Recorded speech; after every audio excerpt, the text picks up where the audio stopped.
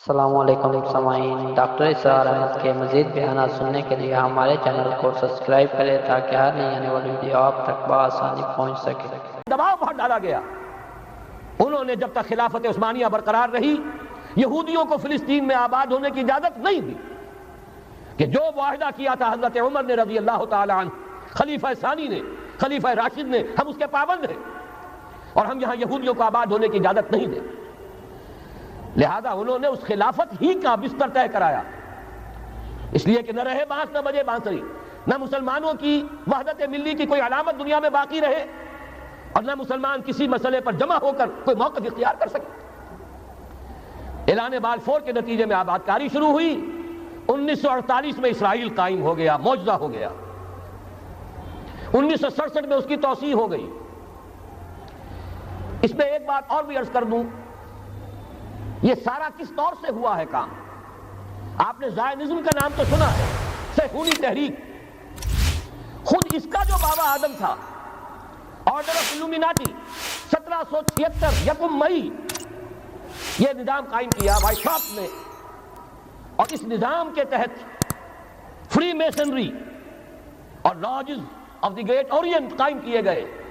یہ سارا ہتھ کنڈا وہ ابلیسی نظام، اس کی تفصیل ایک کینیڈین آتھر نے لکھی ہے کتاب میں، پاونز ان دی گیم۔ یہ سارا دھندا ایک شیطانی چکر ہے، ابلیسی چال ہے، اور اس کے ذریعے سے اسرائیل قائم ہوا اور اس کی توسیع بھی ہوئی 1967 میں۔ اسرائیل 1948 میں قائم ہو رہا ہے، پاکستان 1947 میں وجود میں آیا ہے۔ ایک سال پہلے، جیسے ماں کی چھاتی میں اللہ دودھ پہلے پیدا کر دیتا ہے، بچے کی ولادت بعد میں ہوتی ہے، یہ قانون قدرت ہے۔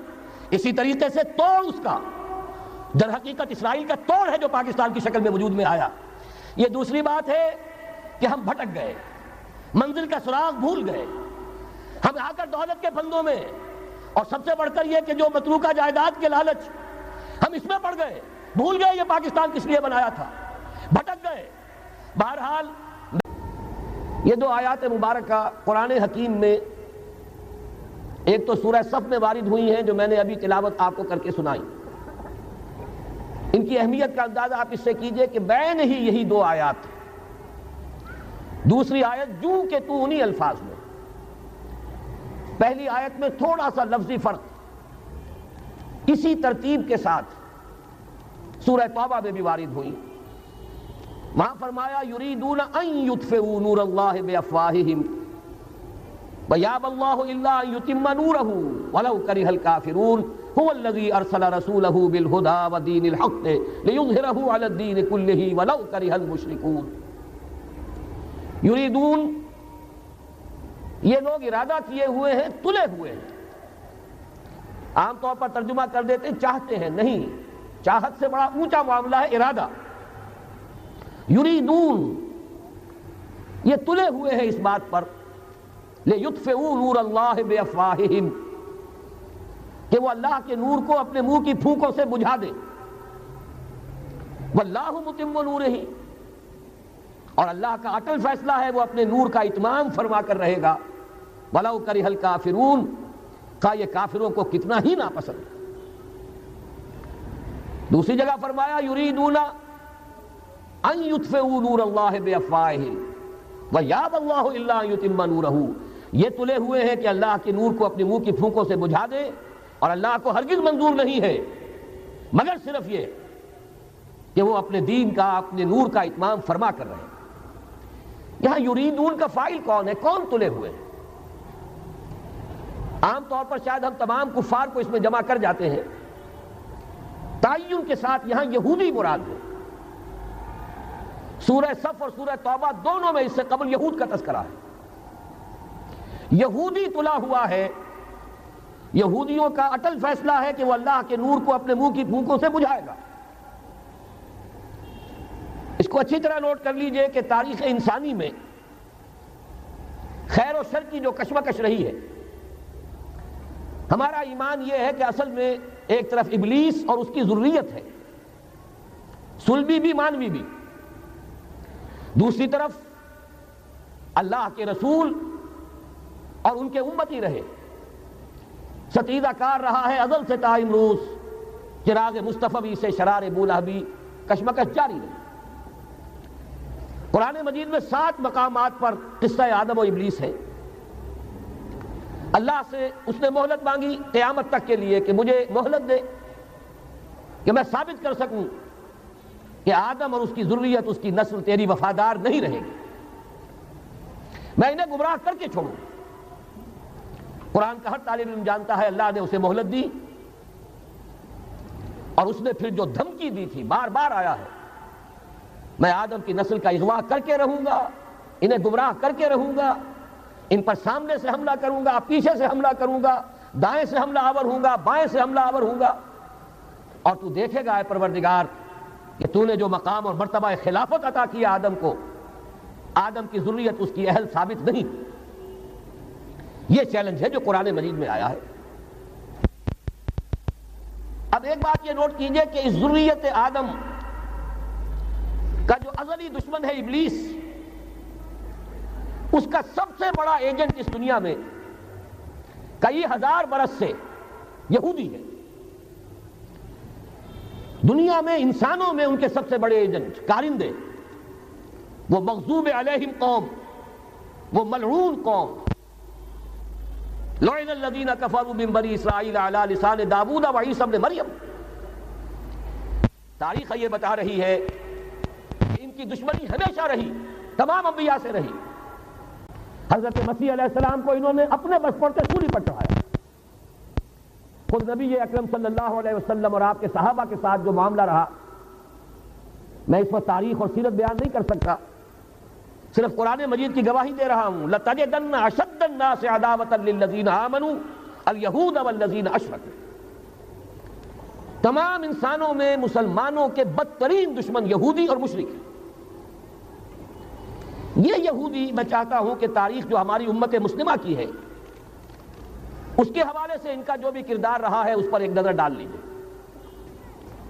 سب سے پہلے عبداللہ ابن سبا یہودی نے اسلام کا لبادہ اوڑھ کر مسلمانوں کو آپس میں ٹکرایا، الفتنۃ الکبریٰ۔ 1,00,000 مسلمان ایک دوسرے کی تلواروں اور نیزوں سے ختم ہوئے۔ خلافت کی توسیع کا جو سیلاب چل رہا تھا، تھمتا نہ تھا کسی سے سیل رواں ہمارا، وہ آپس کی چپقلش سے، خانہ جنگی سے اس سیلاب کے آگے بڑھنے کی توسیع کا معاملہ ختم ہو گیا۔ اس کے بعد تاریخ ایک عجیب حقیقت سامنے لاتی، جس کی گواہی خود انہوں نے دی ہے۔ بن گوریان نے جو کتاب لکھی ہے اس میں تسلیم کیا،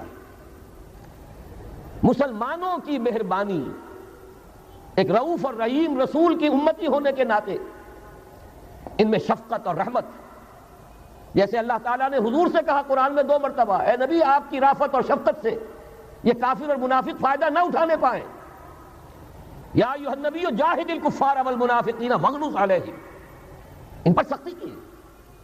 لیکن یہ کہ حضور کا اپنا ایک مزاج تھا، شفقت، رحمت للعالمین بنا کر بھیجے گئے۔ اسی کا عکس تھا صحابہ کرام میں۔ سب سے پہلا سہارا جو انہیں ملا ہے 550 برس کے بعد انہیں یروشلم میں داخلے کی اجازت حضرت عمر نے دی ہے رضی اللہ تعالیٰ عنہ، ورنہ 70 عیسوی میں جب ٹائٹس نے یروشلم کو برباد کیا، ہیکل سلیمانی کو مسمار کیا، 1,33,000 یہودی ایک دن میں قتل کیے، اور اس وقت سے جو جلا وطن کیا ہے، تو یہ یروشلم میں داخل نہیں ہو سکتے تھے 550 برس تک، تاکہ اللہ تعالیٰ نے حضرت عمر رضی اللہ تعالیٰ عنہ کے دست مبارک پر یروشلم کو فتح کرایا، اور آپ نے پھر اس کو ڈکلیئر کیا اوپن سٹی۔ یہاں عیسائی بھی آئیں، یہودی بھی آئیں، اگرچہ ایک حقیقت تاریخی لوگوں کے علم میں نہیں ہے۔ یروشلم میں جو اس وقت عیسائی تھے، انہوں نے جب سرنڈر کیا، انہوں نے ایک شرط پیش کی، یہ ان عیسائیوں کی طرف سے پیش کردہ شرط تھی کہ آپ چاہے یہودیوں کو یہاں آنے کی اجازت دے دیں، بسنے کی اجازت نہیں دیں گے، وہ یہاں کوئی جائیداد نہیں خرید کر سکیں گے، وہ یہاں آباد نہیں ہو سکیں گے۔ چنانچہ اس وقت سے لے کر 1917 تک کوئی یہودی فلسطین میں آباد نہیں ہو سکا۔ البتہ اس عرصے میں جسے یہ ڈائسپورا کہتے ہیں، انتشار کا دور، تسلیم کرتے ہیں کہ ہمارا اس انتشار کے دور میں جو سنہری زمانہ ہے وہ مسلم اسپین، ہسپانیہ میں جب مسلمانوں کی حکومت قائم تھی، پھر مسلمانوں کی شفقت سے، رحمت سے، ان کی نرمی سے فائدہ اٹھا کر اور انہوں نے وہاں سے عیسائیت بحیثیت مذہب اور یورپی اقوام ان کے اندر نقب لگائی ہے، اور واقعہ یہ ہے کہ اپنے ان ازلی دشمنوں کو انہوں نے فتح کیا۔ اس کو بھی اچھی طرح سمجھ لیجئے، مسلم اسپین سے انہوں نے آزاد خیالی، حریت فکر، اس کے عنوان سے جو کام شروع کیا تھا، اسی کے نتیجے میں یورپ میں پروٹسٹنٹ مذہب پیدا ہوا۔ جب تک رومن کیتھولک مذہب کا وہاں غلبہ تھا، وہاں یہودیوں پہ بہت سخت پرسیکیوشن بھی ہوتی تھی، انہیں سودی کاروبار کرنے کی اجازت نہیں تھی، لیکن انہوں نے پروٹسٹنٹس کے ذریعے سے سودی کاروبار کی اجازت لی۔ نمبر 2، آزادی کے نام پر جنسی بے راہ روی کو فروغ دیا، سود کا جال پھیلا کر مالیاتی طور پر اپنی شکنجے میں یورپ کو کس لیا۔ اور تیسری طرف سائنٹیفک جو ترقی ہو رہی تھی، اس کا رخ مادہ پرستی کی طرف پھیر کر جدید دجالی تہذیب کی بنیاد ڈالی۔ علم تو بہت بڑی نعمت ہے، لیکن یہ علم انسان کے لیے مضر ثابت ہوا کیوں؟ اس لیے کہ مادہ پرستی اور الحاد، مذہب کی دشمنی جب یہ کسی قوم کے اندر آ جاتی ہے تو ظاہر ہے کہ اب جتنے وسائل اس کے پاس آ جائیں گے وہ منفی مقاصد کے لیے استعمال ہوں گے، ان کا نتیجہ انسانوں کے حق میں خیر نہیں شر کی صورت میں برآمد ہوگا، اور وہی در حقیقت آج کی یہ دجالی تہذیب۔ اس کا جو سب سے زیادہ تلخ باب ہے، ذرا نوٹ کیجئے، ماضی قریب تک رومن کیتھولک عیسائی یہودیوں کو دشمن سمجھتے تھے، اور یہودیوں کو حضرت مسیح کو سولی پر چڑھانے کا مجرم سمجھتے تھے۔ اگرچہ ہمارا عقیدہ ہے کہ اللہ نے انہیں بچایا، زندہ آسمان پر اٹھایا، لیکن یہ کہ عیسائی بھی مانتے ہیں، یہودی بھی مانتے ہیں کہ ہم نے مسیح کو سولی دے دی۔ عیسائیوں کے عقیدے میں ان کا انتقال سولی پر ہوا، پھر دوبارہ زندہ ہو کر آسمان پر اٹھائے گئے۔ یہ تو ہم جانتے ہیں کہ حقیقت یہ ہے، وما قتلوہ وما صلبوہ ولکن شبہ لہم، ایک ایسے ہی ان کے لیے شبہ کی صورت پیدا کر دی گئی۔ وما قتلوہ، یقینا ہرگز قتل نہیں کیا، بل رفعہ اللہ الیہ، اللہ نے انہیں اپنی طرف اٹھا لیا۔ بہرحال انہوں نے ابھی حال ہی میں پوپ سے بھی ایک فتویٰ حاصل کر لیا ہے کہ یہودیوں پر جرم نہیں ہے، الزام نہیں ہے مسیح کو سولی دینے کا۔ تاریخ بدل گئی، جو 1900 برس تک ایک تاریخ چلی آ رہی تھی، بیک جنبش قلم پوپ صاحب نے انہیں اس ذمہ داری سے بری۔ اور آپ نے دیکھا ہوگا حال ہی میں اسحاق ریبین جب یہ واشنگٹن سے واپس آ رہا تھا، جب کچھ وقفہ پڑ گیا تھا، جو مصالحت کی گفتگو ہو رہی تھی پی ایل او کے ساتھ، تو واشنگٹن سے واپس آتے ہوئے پوپ سے مل کر آیا ہے۔ اب ویٹیکان نے تسلیم کر لیا ہے اسرائیل کو، اب سفارت خانہ ویٹیکان کا یروشلم میں کھلنے والا ہے۔ میری اس پوری گفتگو کا حاصل کیا ہے؟ انہوں نے 3 پرونگڈ اٹیک کے ذریعے سے یورپ کو اور یورپ کے ساتھ اب امریکہ، ان دونوں کو اپنے شکنجے میں کش لیا ہے، فتح کر چکے۔ یہ وہ بات تھی جو علامہ اقبال اس صدی کے آغاز میں دیکھ آئے تھے، فرنگ کی رگے جہاں پنجے یہود میں ہے۔ وہ تو صرف ایک قوم تھی، جرمن قوم، جسے کچھ عرصے کے بعد احساس ہو گیا کہ یہودی کس شے کا نام ہے۔ نتیجتاً یہودیوں کے قول کے مطابق 60 لاکھ یہودیوں کو اس نے قتل کیا ہے۔ لیکن اس کے علاوہ جس کو آج کل ویسٹ کہا جاتا ہے، وائٹ اینگلو سیکسن پروٹیسٹنٹس، ان کے اوپر مکمل تسلط ہے یہودیوں کا۔ وہ یہودیوں کے اعلی کار بنے ہوئے ہیں، سود کے ذریعے سے مالیاتی شکنجے میں جکڑا ہوا۔ فیڈرل ریزرو فنڈ جتنا بھی امریکہ کا ہے، یہ سرکاری بینک نہیں ہے، یہودیوں کے نجی ادارے ہیں، اور دنیا کی سب سے بڑی مقروض حکومت جو ہے وہ امریکہ کی ہے، یہودی قرض خواہ ہے، اور امریکہ کی حکومت ان کی مقروض ہے۔ اسی لیے کہا ہے نکسن نے اپنی کتاب میں کہ کوئی پریزیڈنٹ نہیں ہے امریکہ کا جو یہودیوں کی رائے کے خلاف چل سکے۔ اس نے یہ بات کہہ دی اور لکھ دی، کھل کر لکھ دی، اپنی کتاب میں لکھ دی۔ بہرحال اس کے ضمن میں جو انہیں آخری کامیابی حاصل ہوئی، اعلان بالفور 1917، یہودی آباد ہونے شروع ہو گئے، اور اصل میں اسی کے لیے خلافت کو منسوخ کرایا گیا۔ سلطان عبدالحمید، اگرچہ یہ ترکی خلافت جو ہے مرد بیمار کمزور، پھر بھی وہ مسلمانوں والا جذبہ اتنا تھا، انہیں بڑی سے بڑی رشوت پیش کی گئی تھی. ظاہر بات ہے یہودیوں سے بڑھ کر رشوت دینے والا کون ہو سکتا ہے، جن کے ہاں ایسے بینکر ہوں جو 40 بلین ڈالر کا ایک چیک لکھ سکیں. پھر یہ کہ ان پر سیاسی دباؤ بہت ڈالا گیا. انہوں نے جب تک خلافت عثمانیہ برقرار رہی یہودیوں کو فلسطین میں آباد ہونے کی اجازت نہیں دی، کہ جو معاہدہ کیا تھا حضرت عمر نے رضی اللہ تعالی عنہ، خلیفہ ثانی نے، خلیفہ راشد نے، ہم اس کے پابند ہیں اور ہم یہاں یہودیوں کو آباد ہونے کی اجازت نہیں دیں. لہذا انہوں نے اس خلافت ہی کا بستر طے کرایا، اس لیے کہ نہ رہے بانس نہ بجے بانسری، نہ مسلمانوں کی وحدت ملی کی کوئی علامت دنیا میں باقی رہے اور نہ مسلمان کسی مسئلے پر جمع ہو کر کوئی موقف اختیار کر سکے. اعلان بلفور کے نتیجے میں آباد کاری شروع ہوئی. 1948 میں اسرائیل قائم ہو گیا، معجزہ ہو گیا. 1967 میں اس کی توسیع ہو گئی. اس میں ایک بات اور بھی عرض کر دوں، یہ سارا کس طور سے ہوا ہے کام؟ آپ نے زائنزم کا نام تو سنا ہے، صہیونی تحریک. خود اس کا جو بابا آدم تھا، آرڈر آف الومیناٹی، 1776 یکم مئی یہ نظام قائم کیا وائساپ نے، اور اس نظام کے تحت فری میسنری اور lodges of the great Orient قائم کیے گئے. یہ سارا ہتھ کنڈا وہ ابلیسی نظام، اس کی تفصیل ایک کینیڈین آتھر نے لکھی ہے کتاب میں، پاونز ان دی گیم. یہ سارا دھندا ایک شیطانی چکر ہے، ابلیسی چال ہے، اور اس کے ذریعے سے اسرائیل قائم ہوا اور اس کی توسیع بھی ہوئی 1967 میں. اب یہاں تک پہنچنے کے بعد ان کے پیش نظر بقیہ دنیا کی تسخیر اور اسے فتح کرنے کا معاملہ ہے، اور سب سے بڑھ کر اسلام کی بیخکنی اور اس کا راستہ روکنا یہ ان کے پیش نظر ہے. یریدون لیطفئوا نور اللہ بافواہہم. صورت اس وقت کیا ہے؟ یورپ اور امریکہ سے آپ مشرق کی طرف آئیے، پہلے عالم عرب ہے، عرب مسلم ورلڈ.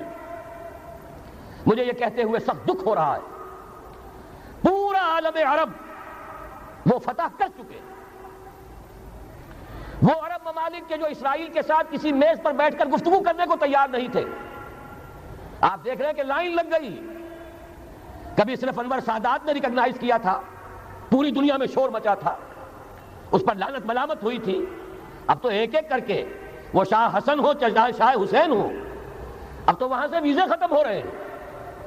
سعودی عرب اور امارات، انہوں نے جو کچھ کاروباری بندشیں لگائی ہوئی تھی وہ ختم کر دی گئی، ان میں نرمی پیدا کر دی گئی. یہ صورتحال ہے کہ واقعتاً ان کی جو عالمی تسخیر کا پروگرام ہے وہ آگے بڑھ رہا ہے، اور بدقسمتی سے امت مسلمہ کا جو قلب ہے، اس امت کا قلب امیین پر مشتمل ہے. هو الذی بعث فی الامیین رسولا منہم یتلو علیہم آیاتہ ویزکیہم الی آخر الآیہ. حضور بھی امی تھے، انہی میں سے تھے صلی اللہ علیہ وسلم. لیکن آج وہ قلب جو ہے عالم اسلام کا، وہ یہودیوں کے شکنجے میں کسا جا چکا. اکثر وہاں کے جو حکمران ہیں امریکہ کے ایجنٹ ہیں، اسٹوجز. یہ حالات جہاں تک عالم عرب کا تعلق ہے تلخ حقائق ہیں جو بیان کر رہا ہوں، اس لیے کہ آپ کے سامنے رہنا چاہیے. یہ جو اقبال نے کہا کہ دنیا کو ہے پھر مار گئے روح و بدن پیش، ابلیس نے پھر اپنے درندوں کو ابھارا، اللہ کو پا مر دیے مومن پہ بھروسہ، ابلیس کو یورپ کی مشینوں کا سہارا. یہ دوبارہ ایک بہت بڑے پیمانے پر حق و باطل کا گھمسان کا رنگ پڑنے والا ہے. ملاحم کی جو حضور صلی اللہ علیہ وسلم نے پیشین گوئیاں فرمائی، الملحمۃ العظمیٰ، تاریخ انسانی کی عظیم ترین جنگ جو ابھی آنے والی ہے، اس کو سمجھ لیجیے اچھی طریقے سے کہ جس میں جو قوتیں ایک دوسرے کے مقابل آ رہی ہیں وہ کون سی ہے. نیو ورلڈ آرڈر کہنے کو امریکہ کے زیر قیادت ہے، حقیقت میں امریکہ خود یہودیوں کے پنجے میں ہے. یہ وہی ابلیسی طاقت ہے جو آگے بڑھ رہی ہے. عالم عرب کو فتح کرنے کے بعد اب ان کے پاس اگلا عالم اسلام کا حصہ ہے، غیر عرب مسلم ورلڈ. ایران ہے، اس کے شمال مشرق میں ترکستان ہے، روسی اور چینی، مشرق میں افغانستان ہے، پاکستان ہے. یہ ایک بہت بڑا سالڈ بلاک ہے. اس کے بعد اگرچہ ہندوستان آتا ہے، بھارت، ظاہر بات ہے کہ وہاں مسلمان اقلیت میں ہیں سوائے کشمیر کے، لیکن یہ نوٹ کیجئے کہ وہاں بھی کم سے کم 15-18 کروڑ مسلمان موجود ہیں.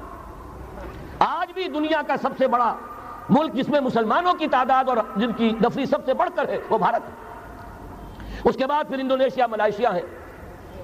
اس سے آگے ہے پھر فار ایسٹ، ابھی انہیں فتح کرنا ہے۔ نیو ورلڈ آرڈر کا یوں سمجھیے کہ ابھی یہ ہارڈ نٹ ٹو کریک، ابھی ایک لوہے کا چنا ہے چائنا کی شکل میں موجود۔ اور مجھے یاد آ رہا ہے ڈی گال کے الفاظ بہت سے لوگوں نے سنے ہوں گے، اس نے کہا تھا کہ ہم نے خام خواہ روس کو اپنا دشمن بنا لیا ہے، وہ تو ہمارا بھائی ہے، وائٹ ریسس، وہ تو بنیادی طور پر یورپین قوم ہے۔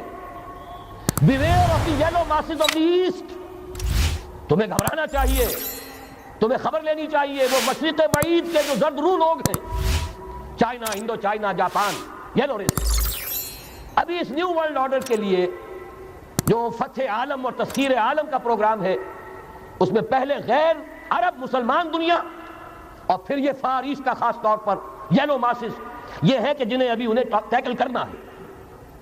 اور اسی لیے میں عرض کرنا چاہتا ہوں، حقائق ہمارے سامنے رہنا چاہیے۔ یہ 45 برس کے بعد امریکہ کو کیسے خیال آ گیا کہ کشمیر کا مسئلہ واقعی ہے، ساقی نے کچھ ملا نہ دیا ہو شراب میں؟ یہ کہاں سے رابن رافیل آئیں پچھلے سال اور مسئلے کو زندہ کر کے چل دی؟ ہم خوش ہوئے، امریکہ نے مان لیا۔ حقیقت میں امریکہ کی نظر ہے اور وہ اس کو چاہتے ہیں کہ کوئی دوسرا اسرائیل بنائے، آزاد بنا کر اس کو اپنے تسلط میں لیں۔ اس لیے کہ اگر جو پروگرام ہے، اگر وہاں پر فرض کیجئے بہت مطالبہ ہمارا مان لیا جائے، پلیبسائٹ کرایا جائے، اس کا نتیجہ کیا ہوگا؟ آپ کو آزاد کشمیر سے بھی اپنی فوجیں نکالنی پڑیں گی، آپ کو گلگت اور بلتستان سے بھی فوجیں نکالنی پڑیں گی، بھارت بھی ادھر سے فوجیں نکالے گا، اور رہ جائے گا کون؟ یہ ٹھاٹ پڑا رہ جائے گا جب لاج چلے گا بنجارا، رہ کون جائے گا؟ پھر تو وہی راج کرے گا جو یو این او پر قابض ہے، اور پھر ظاہر بات ہے کہ اس کے پاس دولت کے انبار اور جو بھی ان کی چالاکیاں اور ہوشیاریاں ہیں، ہو سکتا ہے کہ وہ اسے ایک نئے اسرائیل کی شکل دے دیں۔ بہرحال ایک طرف تو بدی کی یہ قوتیں ہیں، اس کے مقابلے میں خیر کی قوت کون سی ہے؟ خیر کی توقع کہاں سے؟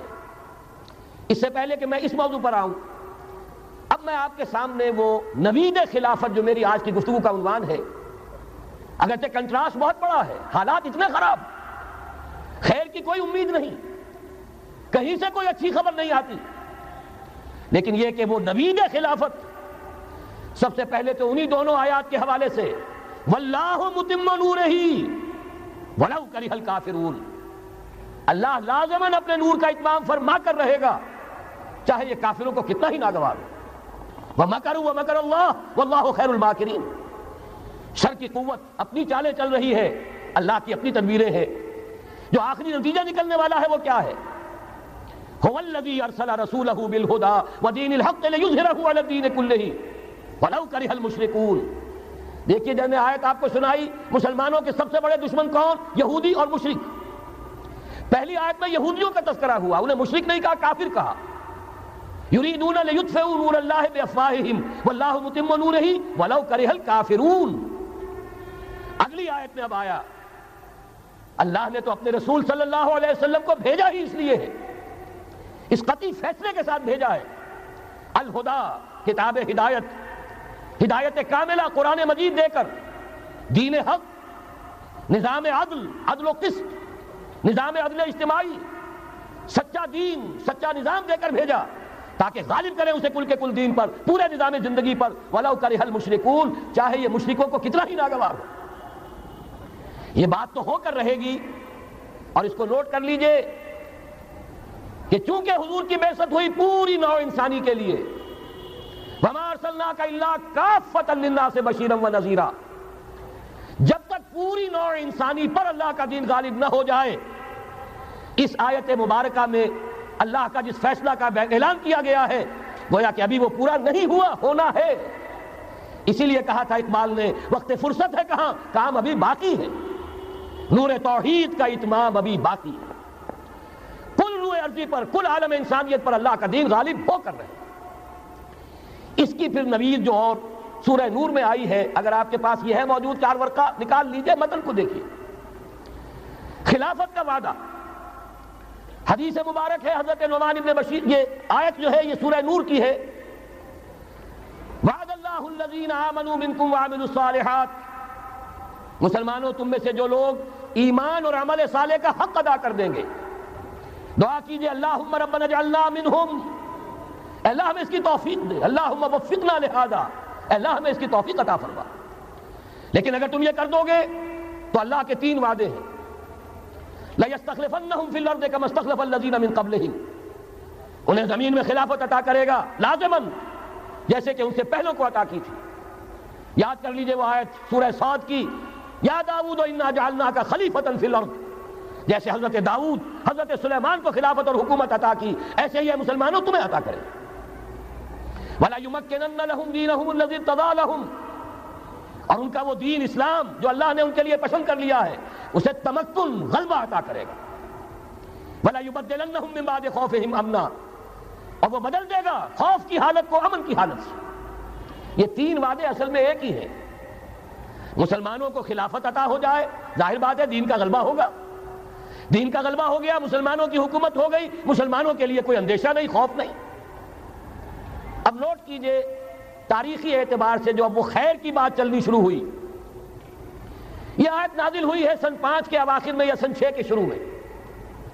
چونکہ صحابہ کرام دونوں شرطیں پوری کر چکے غزوہ احزاب میں، اپنے صبر اور مثابرت، اپنی استقامت، اپنی قربانی، اس کا پورا ثبوت دے چکے، جبکہ وہ رجلیہ یہ شعر پڑھ رہے تھے، نحن الذین بایعوا محمدا علی الجہاد ما بقینا ابدا، ہم وہ لوگ ہیں جنہوں نے محمد سے صلی اللہ علیہ وسلم جہاد کی بیعت کی ہے، اب یہ جاری رہے گا جب تک جان میں جان ہے۔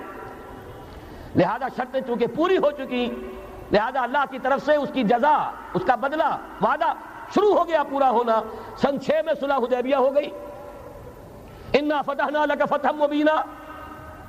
سن 7 میں خیبر فتح ہو گیا، 8 میں مکہ فتح ہو گیا، 9 میں پورے عرب کی صفائی کر دی گئی، موپنگ اپ آپریشن۔ فَإِذَا انْسَلَخَ الْأَشْهُرُ الْحُرُمُ فَاقْتُلُوا الْمُشْرِكِينَ حَيْثُ وَجَدتُّمُوهُمْ، گویا کہ پورے جزیرہ نما عرب پر وہ نظام قائم ہو گیا، اللہ کی حکومت اور اس کے نیک بندوں کی خلافت۔ اس کے بعد کل 24 برس میں یہ نظام کہاں سے کہاں پہنچا، ترکستان کے علاقے سے لے کر اور شمالی افریقہ کا اکثر و بیشتر علاقہ شامل، یہاں اب اللہ کا نور جگمگا رہا ہے، توحید کا ڈنکا بج رہا ہے۔ البتہ جیسا کہ میں عرض کر چکا ہوں، پھر وہ یہودی سازش، آپس کا اختلاف، خانہ جنگی قدم رک گئے۔ نہ صرف یہ کہ قدم رک گئے، حادثہ اس سے بھی بڑا ہوا، زوال شروع ہو گیا۔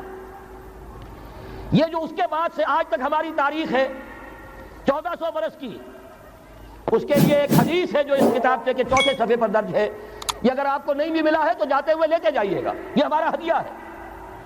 اس لیے کہ جو مایوس کن حالات ہیں جن سے ہم دوچار ہیں، ان میں ہمارا حال یہ ہے کہ سمجھنے دے مجھے اے نا امیدی کیا قیامت ہے، کہ دامانے خیال یار چھوٹا جائے ہے مجھ سے، امید کا دامن ہاتھ سے چھوٹ جاتا، کیسے حالات سیدھے ہو جائیں گے، کیسے خلافت آ جائے گی۔ جیسے قرآن مجید میں تذکرہ ہے، جب پہلی مرتبہ یروشلم کو برباد کیا ہے نبوکدنضر نے، حضرت عزیر جب آئے ہیں وہاں دیکھا شہر کو، کوئی متنفس نہیں، کوئی 2 اینٹیں سلامت نہیں، ان کی زبان سے الفاظ نکل گئے، انا یحیی ھذہ اللہ بعد موتھا، یہ بستی جو ایسے ویران ہو گئی اللہ اسے کیسے دوبارہ زندہ کرے گا۔ سورہ بقرہ میں واقعہ مذکور ہے، میں صرف حوالہ دے رہا ہوں۔ آج وہی حال ہمیں نظر آ رہا ہے، دنیا میں خلافت کیسے آ جائے گی؟ یہاں تو ڈنکا بج رہا ہے امریکہ کا، یہاں تو طاقت وہ ہے، اسرائیل کا خنجر جو ہے عالم عرب میں بھپا ہوا ہے، اور غیر عرب مسلم ورلڈ میں بھارت کا خنجر، اور دونوں خنجر کا نشان ہے۔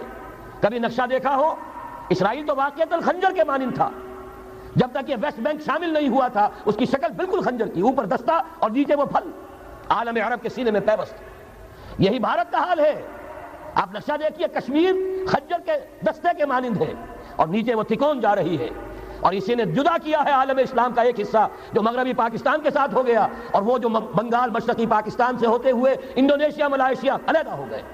اس پورے کو ذہن میں رکھیے تو یہاں بھی وہ خنجر اسی طرح پیوست ہے۔ حالات اتنے مایوس کن، ہماری کوئی حیثیت نہیں، ہمارے حکمرانوں کے دنیا میں مذاق اڑتے ہیں، ہمارے وسائل ان کے زیر تسلط ہیں، ان کے قبضے میں ہے، ہماری پالیسیاں وہ بناتے ہیں، ہمارے لیے بجٹ انسٹرکشن وہاں سے آتی ہیں، ٹیکسیشن پالیسیز ان کے احکام کے مطابق بنتی ہیں، پھر کہاں سے ہو جائے گا؟ انا یحیی ھذہ اللہ بعد موتھا، کیسے زندہ کرے گا؟ میں اس کے لیے آپ کو یہ حدیث سے سنانا چاہتا ہوں تاکہ وہ یقین پیدا ہو. ایمان بالغیب جو پہلی شرط ہے قرآن مجید کی ہدایت سے استفادے کی. الف لام میم ذالک الکتاب لا ریب فیہ ھدی للمتقین الذین یؤمنون بالغیب. نبی نے خبر دی صلی اللہ علیہ وسلم، اور آپ نے اپنی تاریخ، اپنی امت کی کل تاریخ کے 5 ادوار گنا دیے.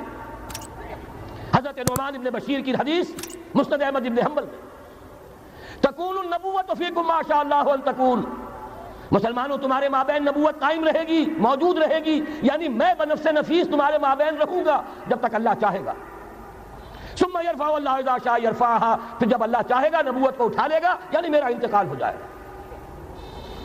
دوسرے دور کی خبر دی، ثم تکون خلافۃ علی منہاج النبوۃ، پھر ایک دور آئے گا خلافت کا عین نبوت کے نقش قدم پر، کوئی فرق نہیں ہوگا، وہی نظام جو میں نے قائم کیا ہے جوں کا تو قائم رہے گا، میرے نقش قدم پر وہ خلافت ہوگی. فرمایا وہ بھی رہے گا جب تک اللہ چاہے گا، پھر وہ بھی ختم ہو جائے گا.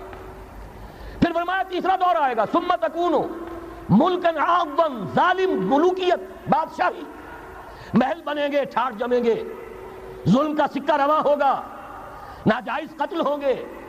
حجاج ابن یوسف کے ہاتھوں سینکڑوں تابعی محمد ابن قاسم بلا کر شہید کر دیے گئے، ورنہ اسی وقت پورا یہ جزیرہ نما ہند جو ہے، انڈین پیننسولا، اس وقت پورا کا پورا مسلمان ہو جاتا. لیکن ملوکیت کو کبھی یہ برداشت نہیں ہوتا کہ کوئی شخص پبلک کے اندر مقبول ہونا شروع ہو جائے، پاپولر ہونا شروع ہو جائے. ان کے اقتدار کے لیے خطرہ ہو سکتا تھا. اسی دور ملوکیت میں واقعہ کربلا ہوا، حسین ابن علی رضی اللہ تعالی عنہما شہید ہوئے. اسی ظالمانہ حکومت کے دور میں واقعہ حرہ ہوا، مدینے کی بے حرمتی ہوئی 3 دن تک. اسی کے دور میں حضرت عبداللہ ابن زبیر رضی اللہ تعالی عنہما شہید ہوئے. میں اب کیا کیا گنواؤں. حضور نے جب فرمایا ثم تکون ملکا عاضا، کاٹ کھانے والی ملوکیت، یہ اسی کی شرح ہے. فرمایا یہ دور بھی رہے گا جب تک اللہ چاہے گا، پھر جب اللہ چاہے گا اسے بھی اٹھا لے گا. پھر چوتھا دور آئے گا، ثم تکون ملکا جبریا، پھر بادشاہی ہوگی غلامی کے ساتھ. میں نہیں کہہ سکتا اس وقت صحابہ نے اس کا مطلب کیا سمجھا ہوگا، اب چونکہ یہ دور ہمارے سامنے سے گزر چکا ہے، بلکہ ایک اعتبار سے ہم اسی دور میں سانس لے رہے ہیں. لہذا بات سمجھ میں آ رہی ہے کہ وہ ملوکیت چاہے ظالم تھی، بادشاہ مسلمان تو تھے، کلمہ گو تو تھے، ان میں بہت اچھے بھی ہوئے ہیں. تاریخ انسانی میں مسلمانوں کے جیسے عمدہ مثالیں ہیں عمدہ بادشاہوں کی، شاید تاریخ کے اندر کوئی اور مثالیں پیش نہ کی جا سکے. لیکن یہ کہ اس کے بعد جو دور آیا، کہیں ہم تاج برطانیہ کے غلام بن گئے، ملکہ برطانیہ، شاہ برطانیہ، ہز میجسٹیز گورنمنٹ، ہر میجسٹیز گورنمنٹ، کہیں فرانس کے، کہیں اٹلی کے، کہیں ہالینڈ کے، کہیں اور کسی کے، فرانس کے. اس طرح سے پورا عالم اسلام جو ہے کولونیل دور کے اندر غلامی کے دور میں چلا گیا. یہ چوتھا دور تھا. لیکن یہاں تھوڑا سا توقف کر لیجئے. یہ چوتھا دور ایک درجے میں ختم ہو گیا ہے، کہتے ہیں دنیا والے کولونیل دور ختم ہو گیا. حقیقت میں ختم نہیں ہوا. براہ راست حکمرانی ختم ہوئی ہے، انڈائریکٹ رول جاری ہے. ریموٹ کنٹرول کے ذریعے سے وہی حکومت کر رہے ہیں، بٹن وہیں سے دبتے ہیں. ہم جا کر جھولیاں انہی کے سامنے پسارتے ہیں، انہی سے کبھی سرمایہ کاری کی بھیک مانگتے ہیں، کبھی قرضوں کی بھیک مانگتے ہیں، ان کے چشم ابرو کے اشاروں کے منتظر رہتے ہیں. ہماری جنگ اور صلح ان کے تابع ہے، ہمارے تمام وسائل ان کے تسلط میں ہیں. وہ دور ابھی ختم نہیں ہوا. فرق صرف یہ ہے پہلے براہ راست حاکم تھے، آج بالواسطہ حاکم ہیں. لیکن حضور نے فرمایا صلی اللہ علیہ وسلم یہ دور بھی ختم ہو کر رہے گا. یوں سمجھیے جیسے کراچی میں لانڈی کورنگی میں کئی نمبر آتے ہیں بسوں میں، Karachi Landhi number 1، Landhi number 2، Landhi number 3، پھر کہیں 3.5 بھی ہوتا ہے. آج ہم بیچ میں کھڑے ہیں اس چوتھے دور کے کہ حضور کے قول کے مطابق ملکن جبرین، یا دور ابھی جاری ہے، نصف ختم ہو گیا ہے، نصف ابھی باقی ہے. لیکن ایک بات تو بڑی تلخ ہے، ابھی بقیہ نصف میں بڑی قیامتیں گزرنے والی ہیں. اسی بقیہ نصف میں وہ مارکہ پیش آنے والا ہے، اسی میں وہ ملاحم ہوں گے، اسی میں وہ الملحمۃ العظمیٰ ہوگی، اسی میں دجال اکبر کا ظہور ہوگا، اس میں ہمارے اوپر تکالیف اور مصائب ابھی اور اس کے سائے گہرے ہوں گے، اور کچھ روز فضاؤں سے لہو برسے گا، اور غمناک یہ تاریک اندھیرے ہوں گے، لیکن اس کے بعد فرمان نبوت پوری شان کے ساتھ ظاہر ہوگا۔ ثم تکون خلافت علی منہاج النبوہ، پھر دور آئے گا خلافت علی منہاج النبوہ کا، دوبارہ وہی دور، میں نہیں وہ نظام جو محمد رسول اللہ نے قائم فرمایا صلی اللہ علیہ وسلم، دنیا میں دوبارہ قائم ہو کر رہے گا۔ میرے کئی دوستوں نے کہا ہو کر رہے گا، میں یقین کے ساتھ کہتا ہوں ہو کر رہے گا، صرف یہ کہ ہم یہ نہیں کہہ سکتے ابھی اس میں کتنی دیر ہے۔ جیسے قرآن مجید میں کئی جگہ حضور سے کہلوایا گیا، نبی کہہ دیجئے ان ادری اقریب ام بعید ما توعدون، لوگوں جو وعدہ تم سے کیا جا رہا ہے یہ تو میں نہیں کہہ سکتا وہ جلدی پورا ہوگا یا دیر میں، ہوگا ضرور پورا۔ ان اللہ لا یخلف المیعاد، اللہ تعالیٰ اپنے وعدے کی خلاف ورزی نہیں کرتا۔ تو محمد الرسول اللہ صلی اللہ علیہ وسلم کی دی ہوئی نوید، دوبارہ خلافت علی منہاج النبوہ کا نظام قائم ہوگا، اور اس میں اب ذرا نور علی نور، دو حدیثیں اسی کتابچے میں شامل ہیں، پھر عرض کر رہا ہوں یہ آپ کو مل جائے گا اگر نہیں ہے اس وقت، اور میں چاہتا ہوں آپ ان کے متن یاد کریں، ان حدیثوں کے مبلغ بن جائیں، ان آیات کو حفظ جان بنائیں، تاکہ مایوسی کا مداوع ہو سکے، ہمتیں جو پست ہو رہی ہیں ان میں دوبارہ عزم جمع پیدا ہو سکے۔ اس لیے ہم نے بڑی تعداد میں اسے شائع کیا ہے، 100 کے پیکٹس کے اندر آپ کو یہ مل سکے گا اگر آپ لینا چاہیں، عام کریں، پھیلائیں۔ پہلی حدیث ہے مسلم شریف کی، صحیحین میں سے ایک، سند کے اعتبار سے بلند ترین درجہ، حضرت ثوبان اس کے راوی ہے رضی اللہ تعالیٰ عنہ، بڑے پیارے الفاظ ہیں محمد الرسول اللہ صلی اللہ علیہ وسلم کے، فرماتے ہیں ان اللہ زوالی الارض، اللہ نے میرے لیے پوری زمین کو سکیڑ دیا، لپیٹ دیا، فرائیت مشارقہا و مغاربہا، میں نے اس کے سارے مشرق دیکھ لیے، سارے مغرب دیکھ لیے، وَإِنَّ أُمَّتِي سَيَبْلُغُ مُلْكُهَا مَا زُوِيَ لِي مِنْهَا، اور یقین رکھو میری امت کی حکومت ان تمام علاقوں پر قائم ہو کر رہے گی جو مجھے اس طرح زمین کو سکیڑ کر اور لپیٹ کر دکھا دیے گئے۔ اب جس شخص کو بھی محمد کی رسالت پر ایمان ہے صلی اللہ علیہ وسلم، اسے کوئی شک نہیں ہو سکتا۔ دوسری روایت حضرت مقداد سے، یہ مسند احمد ابن حنبل کی روایت، حضرت مقداد رضی اللہ تعالیٰ عنہ فرماتے ہیں حضور نے ارشاد فرمایا لا یبقى علی ظہر الارض بیت مدر ولا وبر الا ادخلہ اللہ کلمۃ الاسلام، اس روئے ارضی پر کوئی گھر نہیں بچے گا، نہ اینٹ گارے کا بنا ہوا نہ کمبلوں کا بنا ہوا خیمہ رہے گا جس میں اللہ تعالیٰ کلمہ اسلام کو داخل نہ کر دے، کل روئے ارضی پر ہر گھر میں اسلام داخل ہوگا۔ لیکن اس میں بڑی اہم بات ہے، ہمارے بعض دانشور آج جو گمراہیاں پھیلا رہے ہیں اس کا توڑ اس حدیث میں ہے، اور ہمیں صدمہ ہے، علامہ اقبال کا فرزند، اور وہ اس مغالطوں کو عام کر رہا ہے، اور بھی چھٹ بھئیے دانشور تھے، ان کی بات کی کوئی اہمیت نہیں تھی، لیکن اب وہی بات کہی ہے ڈاکٹر جاوید اقبال نے، اس حدیث میں اس کا توڑ ہے، اسلام کا غلبہ ہوگا تو کیسے ہوگا؟ بعز عزیز و ذل ذلیل، یا تو کسی عزت والے کے اعزاز کے ساتھ ہوگا، اور یا کسی کمزور کی مغلوبیت کی بنیاد پر ہوگا، اما یعزہم اللہ، یا تو اللہ گھر والوں کو، خیمے والوں کو اعزاز عطا فرمائے گا، فیکونون من اہلہا، وہ اسلام ہی کے کلمے کو قبول کر لیں گے، وَإِمَّا يُذِلُّهُمْ، یا اللہ انہیں مغلوب کر دے گا، فَيَدِينُونَ لَهَا، اور ان کے لیے لازم ہوگا کہ وہ اسلام کی تابع داری اختیار کریں۔ یہی دو راستے ہیں، یہی سورہ توبہ میں بتایا گیا تھا، ان یہودیوں سے، ان نصارہ سے مسلمانوں جنگ جاری رکھو، حتیٰ یؤتوا الجزیۃ عن ید وہم صاغرون، یہاں تک کہ اپنے ہاتھ سے جزیہ پیش کریں، چھوٹے بنیں، اسلام کی بالادستی کو قبول کریں۔ میثاق مدینہ یہ تو اصل میں جد و جہد کے دوران کا ایک مرحلہ ہے، دوران میں تو کبھی صورتحال بدلتی ہے، تدبیریں ہوتی ہیں، صلح بھی ہوتی ہے، جنگ بھی ہوتی ہے، آخری فیصلہ قرآن کا کیا ہے؟ مسلمان اور غیر مسلم مل کر ایک امت نہیں بن سکتے، ایک ملت نہیں بن سکتے۔ اسی بنیاد پر پاکستان بنایا، دو قومی نظریے کا سب سے بڑا پرچارک علامہ اقبال، وطنی قومیت کی نفی کرنے والا شدید ترین الفاظ میں علامہ اقبال، اور اس کے فرزند جو ہے وہ ایک قوم ہونے کا تصور دے رہے ہیں مسلمانوں اور غیر مسلموں کو۔ یہاں تو ایک ہی راستہ ہے، صحابہ کرام کی فوجیں جب نکلی جہاں گئیں، 3 3 آلٹرنیٹیوز: ایمان لے آؤ، ہمارے برابر کے ہوگے، بھائی ہوگے، جان مال عزت آبرو املاک جائیداد ہر چیز جیسی ہے ویسی رہے گی، ہمارے کندھے سے کندھا لگا کر کھڑے ہوگے۔ یہ نہیں تو چھوٹے بنو، اسلام کی بالادستی قبول کرو، جزیہ دینا منظور کرو، اور یہ بھی نہیں تو صرف ایک تھرڈ آپشن ہے: آؤ میدان میں، تلوار ہمارے اور تمہارے درمیان فیصلہ کرے گی۔ یہ ہے تاریخ۔ آخری بات جو کہی گئی سورہ توبہ میں وہ تو یہ ہے، میثاق مدینہ تو ایک درمیان کی ایک تدبیر ہے، معاہدات ہوتے ہیں، معاہدات تو مشرکین عرب سے ہوئے جس کی کامل تنسیخ کی براءۃ من اللہ ورسولہ الی الذین عاہدتم من المشرکین۔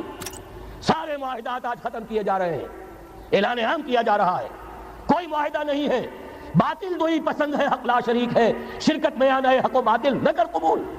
علامہ اقبال تو یہ کہہ رہے ہیں۔ بہرحال ذہن میں رکھیے، حضرت مقداد کی اس حدیث نے بہت بڑا عقدہ حل کیا ہے۔ اسی لیے جب حضور سے یہ الفاظ سنے حضرت مقداد نے تو کہتے ہیں فقلت، میں نے اپنے دل میں یہ کہا وَيَكُونَ الدِّينُ كُلُّهُ لِلَّهِ، یہ جو سورہ انفال میں الفاظ آئے ہیں، دین پورا کا پورا اللہ کے لیے ہو جائے گا، یہ تبھی ہوگا جبکہ کل روئے ارضی پر کوئی گھر نہ بچے، کوئی خیمہ نہ رہے جو یا تو اس کے گھر والے اور خیمے والے اسلام لے آئیں یا اسلام کی تابع داری قبول کر دیں، تب کے لیے تیار ہوں، تب ہوگا۔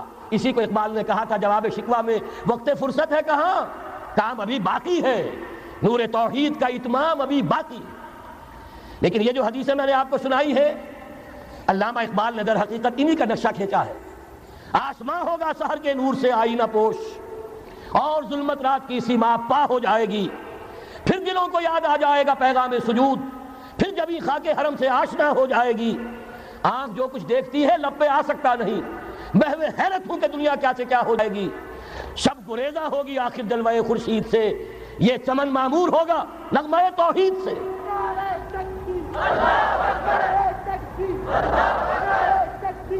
میں نے اس پر جو عنوان قائم کیا ہے، کل جہاں معمور ہوگا نغمہ توحید سے، یہ پورا کا پورا عالم کرۂ ارضی جگمگا اٹھے گا۔ اشرقت الارض بنور ربہا، وہ نور رب کا جب اطمینان ہوگا پوری یہ زمین اس سے چمک اٹھے گی۔ یہ ہے وہ پیشین گوئیاں۔ اب میں آپ کو بتانا چاہتا ہوں کہاں سے ہوگا۔ موٹی سی بات یہ ہے، پہلے خلافت علی منہاج النبوہ کا نظام قائم ہوا، کل روئے ارضی پر ایک دم نہیں ہو گیا۔ ایک ملک جزیرہ نما عرب، محمد الرسول اللہ صلی اللہ علیہ وسلم والذین معہ رضی اللہ تعالی عنہم اجمعین، ان کی جد و جہد، ایثار، قربانی، اس کے نتیجے میں جزیرہ نما عرب وہاں یہ نظام قائم ہو گیا۔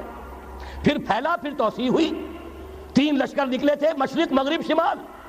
شمال میں اوشیائے کوچک ترکی کا علاقہ، مشرق میں خراسان تک، مشرق میں یہ ماوراء النہر تک، مغرب میں بحر اوقیانوس تک۔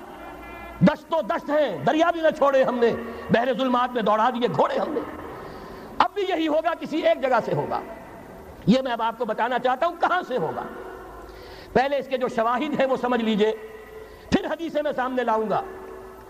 میں نے عرض کیا تھا کہ مغرب سے یہ سیلاب نیو ورلڈ آرڈر کا چلا، جو کہ در حقیقت یہودیوں کا مالیاتی نظام ہے۔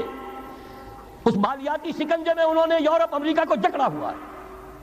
اس کے بعد ان کی فتوحات کا دائرہ عالم عرب ان کے شکنجے میں آ چکا۔ ابھی آپ نے خبریں پڑھی ہوں گی، اب تو ہزاروں فنڈامنٹل سعودی عرب میں گرفتار ہو رہے ہیں، علماء گرفتار ہو رہے ہیں۔ یہ ساری حکومتیں جو امریکہ کے ایجنٹوں پر مشتمل ہیں، در حقیقت یہی سب سے پہلے اپنے ہاں کے جو مسلمان ہیں جنہیں یہ کہتے ہیں کہ یہ فنڈامنٹلسٹ ہیں، سب سے پہلے تشدد ان کی طرف سے ہوگا۔ بہرحال اب اس سے آگے ہے عالم اسلام کا وہ حصہ جس میں میں اور آپ بھی ہیں، یہ غیر عرب عالم اسلام، ایران سے شروع ہو کر پھر افغانستان جو حضور کے زمانے میں خراسان کہلاتا تھا، یہ پورا افغانستان، کچھ تھوڑا سا حصہ ایران کا، کچھ تھوڑا سا حصہ روسی ترکستان کا، کچھ حصہ پاکستان کا، یہ سب حضور کے زمانے میں خراسان کہلاتا تھا۔ اس کے ضمن میں جان لیجئے اب یہ نیوکلیس بننے والا ہے، یہاں سے خلافت کا آغاز ہو کر رہے گا۔ اس کے شواہد کیا ہیں؟ پہلی بات نوٹ کیجئے، ختم نبوت کے بعد سارا سلسلہ مجددین کا ہے رحمہم اللہ۔ 1000 برس تک سارے مجدد عالم عرب میں پیدا ہوئے۔ 11ویں صدی سے یہ صنم خانہ ہند مجددین کی آماجگاہ، مجدد الف ثانی رحمت اللہ علیہ، 11ویں صدی ہجری یا الف ثانی، اسی کے دوسرا 1000 سال وہیں سے شروع ہوا۔ کہاں کے رہنے والے تھے؟ 12ویں صدی کے مجدد اعظم شاہ ولی اللہ دہلوی، 13ویں صدی میں سید احمد بریلوی اور ان کے ساتھی شہید شاہ اسماعیل شہید، 14ویں صدی میں شیخ الہند اسیر مالٹا، انگریز سے ٹکرا جانے والا۔ یہ مضمون ہم نے چھاپا تھا، اگرچہ چھپا تھا وہ پاکستان روزنامہ پاکستان میں، ہم نے بھی اسے چھاپا۔ اب دوبارہ جو کتاب کا شائع کیا ہے انگلینڈ میں، انگلستان میں خلافت کی اذان کے عنوان سے اسپیشل ایک جو ہے ندائے خلافت کا ایشو آیا ہے، اس میں دوبارہ ریپیٹ کیا ہے۔ اسے آپ کو اندازہ ہوگا شیخ الہند کی شخصیت کا۔ جرمنی تک سے ان کی گفتگو چل رہی تھی، دارالخلافہ ترکی سے گفتگو چل رہی تھی، ہندوستان کو آزاد کرا کر دوبارہ اس کو ایک دارالاسلام کی شکل دینا۔ اس لیے کہ اس وقت تک آپ کو معلوم ہونا چاہیے ہندو ابھی سویا ہوا تھا۔ وہ غلامی کا جو بھی اس کے اوپر اثر پڑا تھا مسلمانوں کی 1000 سالہ غلامی کا، اس کی وجہ سے اس میں کوئی حوصلہ تھا ہی نہیں، سیاست کے میدان میں ہندو ابھی آیا ہی نہیں تھا۔ اس وقت اگر کہیں وہ تجویز کامیاب ہو جاتی، وہ برلن پلان، وہ ریشمی رومال تحریک، تو واقعہ یہ ہے کہ 30 برس اور یہ بر عظیم پاک و ہند انگریز کا غلام نہ رہتا۔ وہ تحریک نہیں۔ پھر یہ کہ اگر خلافت کو ختم کیا گیا تو احتجاجی تحریک چلی تو یہاں، اور کس شد و مت کے ساتھ مولوی اماں محمد علی کی جان بیٹا خلافت میں دے دو، پورا بر عظیم پاک و ہند گونج اٹھا۔ گاندھی کو شریک ہونا پڑا تحریک خلافت میں، کہاں گاندھی کہاں خلافت۔ پھر اور شواہد نوٹ کیجئے، وہ جو کولونیل رول بظاہر ختم ہوا ہے، تمام مسلمان ممالک بظاہر آزاد ہوئے، لیکن کہیں بھی تحریک میں اسلام کا نعرہ نہیں لگا۔ صرف ایک جگہ، پاکستان کا مطلب کیا، لا الہ الا اللہ، اور اس سے پھر گونج گیا پورا بر عظیم پاک و ہند، راس کماری سے لے کے درہ خیبر تک، اور ادھر مکران سے لے کر چٹاگانگ تک۔ پاکستان کا مطلب کیا، لا الہ الا اللہ، پوری دنیا میں اس کا کوئی نعرہ نہیں لگا۔ پھر پاکستان ہے وہ ملک جہاں قرارداد مقاصد پاس ہو گئی۔ خلافت اصولی اعتبار سے ہم نے تسلیم کر لی، جب حاکمیت اللہ کی ہے، ہمارے پاس حاکمیت نہیں، ہم حاکمیت کے مدعی نہیں۔ 10 کروڑ عوام کی ایک نمائندہ اسمبلی نے قرارداد مقاصد پاس کی، یہی تو خلافت ہے۔ ہمارے پاس جو اختیار ہے اللہ کا ڈیلیگیٹڈ ہے، اور یہ انہی حدود میں استعمال ہوگا جو خود جو اصل حاکم ہے اللہ، جو اس نے متعین کر دی ہے۔ پھر یہی وہ ملک ہے، واحد ملک پوری دنیا میں، جس میں فیڈرل شریعت کورٹ نے بینک انٹرسٹ کو ربا حرام قرار دیا ہے۔ پوری مسلم ورلڈ کے اندر اس کی کوئی مثال موجود نہیں۔ یہ شواہد ہے۔ علامہ اقبال جیسا مفکر یہاں پیدا ہوا، مولانا مودودی جیسا مصنف یہاں پیدا ہوا، مولانا الیاس جیسا مبلغ یہاں پیدا ہوا، شیخ الہند جیسا مجدد یہاں پیدا ہوا۔ پورے عالم اسلام میں اس کی کوئی مثال موجود نہیں۔ اور میں تو ایک اور بات کی طرف کہتا ہوں، اللہ کے معاملات بڑے عجیب ہیں۔ یہ جو جنگیں ہونے والی ہیں، یہ جو خیر و شر کا مارکا، دنیا کو ہے پھر مارکا ہے روح و بدن پیش، تہذیب نے پھر اپنے درندوں کو ابھارا، اللہ کو پامردی مومن پہ بھروسہ، ابلیس کو یورپ کی مشینوں کا سہارا۔ یہ جو ابھی مارکا گرم ہونے والا ہے، پہلا حصہ میں آپ کو بتا چکا، شیطان، اس کا ایجنٹ یہودی، ان کے سب سے بڑے کارندے زائنسٹ، ان کے جو اس وقت اعلی کار ہیں west, white Anglo Saxon Protestants, جو امریکہ کی زیر سرکردگی نیو ورلڈ آرڈر لے کر چلے ہیں، جو حقیقت میں نیو ورلڈ آرڈر ہے۔ دوسری طرف دیکھیے، ذرا غور کیجئے، ایک حدیث نبوی ہے، ما انزل اللہ من داء الا انزل له دواء، اللہ نے کوئی ایسا مرض پیدا نہیں کیا جس کی دوا پیدا نہ کی ہو۔ اسرائیل 1948 میں قائم ہو رہا ہے، پاکستان 1947 میں وجود میں آیا۔ 1 سال پہلے، جیسے ماں کی چھاتی میں اللہ دودھ پہلے پیدا کر دیتا ہے، بچے کی ولادت بعد میں ہوتی ہے، یہ قانون قدرت ہے۔ اسی طریقے سے توڑ اس کا در حقیقت اسرائیل کا توڑ ہے جو پاکستان کی شکل میں وجود میں آیا۔ یہ دوسری بات ہے کہ ہم بھٹک گئے، منزل کا سراغ بھول گئے، ہم آ کر دولت کے پھندوں میں، اور سب سے بڑھ کر یہ کہ جو متروکہ جائیداد کے لالچ، ہم اس میں پڑ گئے، بھول گئے یہ پاکستان کس لیے بنایا تھا، بھٹک گئے۔ بہرحال میں ان شواہد کی بنا پر یہ یقین رکھتا ہوں، پورا ترکش بیلٹ، سلسلہ مجددیہ نقشبندیہ کے ساتھ، یہ پورا سلسلہ افغانستان سے چلیے، ترکستان سے چل کر ترکی تک، پورا یہ جو نان عرب ورلڈ ہے، نان عرب مسلم ورلڈ، وہ سلسلہ مجددیہ حضرت احمد سرہندی رحمۃ اللہ علیہ، گردن نہ جھکی جس کے جہانگیر کے آگے، جس کے نفس گرم سے گرمی احرار، یہ انہی کا سلسلہ ہے جو پورے ٹرکش بیلٹ میں آپ کو نظر آئے گا۔ پھر شاہ ولی اللہ جیسا مفکر۔ بہرحال یہ تمام شواہد ہیں، اور میرے لیے تو سب سے بڑے شواہد جو ہے، اب وہ احادیث دیکھیے جو حضور نے بیان فرمائی۔ جب یہ مارکا گرم ہوگا، ایک حدیث ہے، حضور فرماتے ہیں، ابن ماجہ کی روایت ہے حضرت عبداللہ ابن حارث رضی اللہ تعالیٰ عنہ سے، یخرج ناس من المشرق یؤتون للمہدی یعنی سلطان ہی۔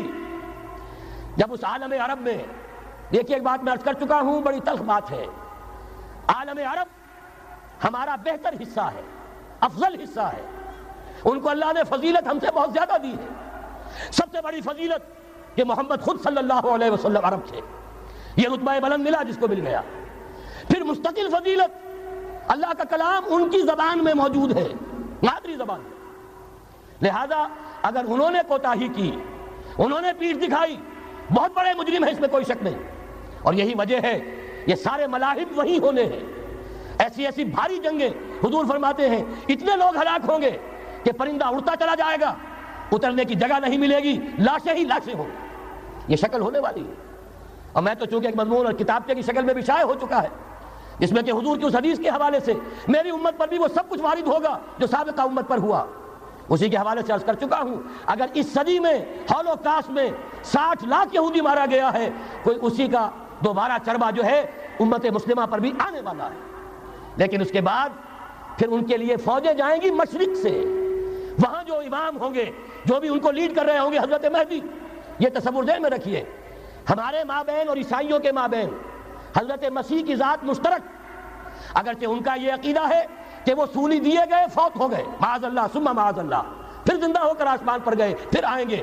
ہم کہتے ہیں نہیں، وہ سولی دیے ہی نہیں گئے، وہ زندہ آسمان پر اٹھائے گئے، واپس آئیں گے۔ گویا کہ بہت حد تک اشتراک ہے، لیکن ایک اختلاف بھی ہے۔ اسی طرح حضرت مہدی کے بارے میں شیعہ اور سنی تصورات میں اتفاق بھی ہے، اختلاف بھی ہے۔ یقیناً امت مسلمہ، امت عرب، مجھے تو اقبال کا وہ شعر یاد آتا ہے، خون اسرائیل آ جاتا ہے آخر جوش میں، توڑ دیتا ہے کوئی موسیٰ طلسم سامری، تو کیا خون اسماعیل جوش میں نہیں آئے گا؟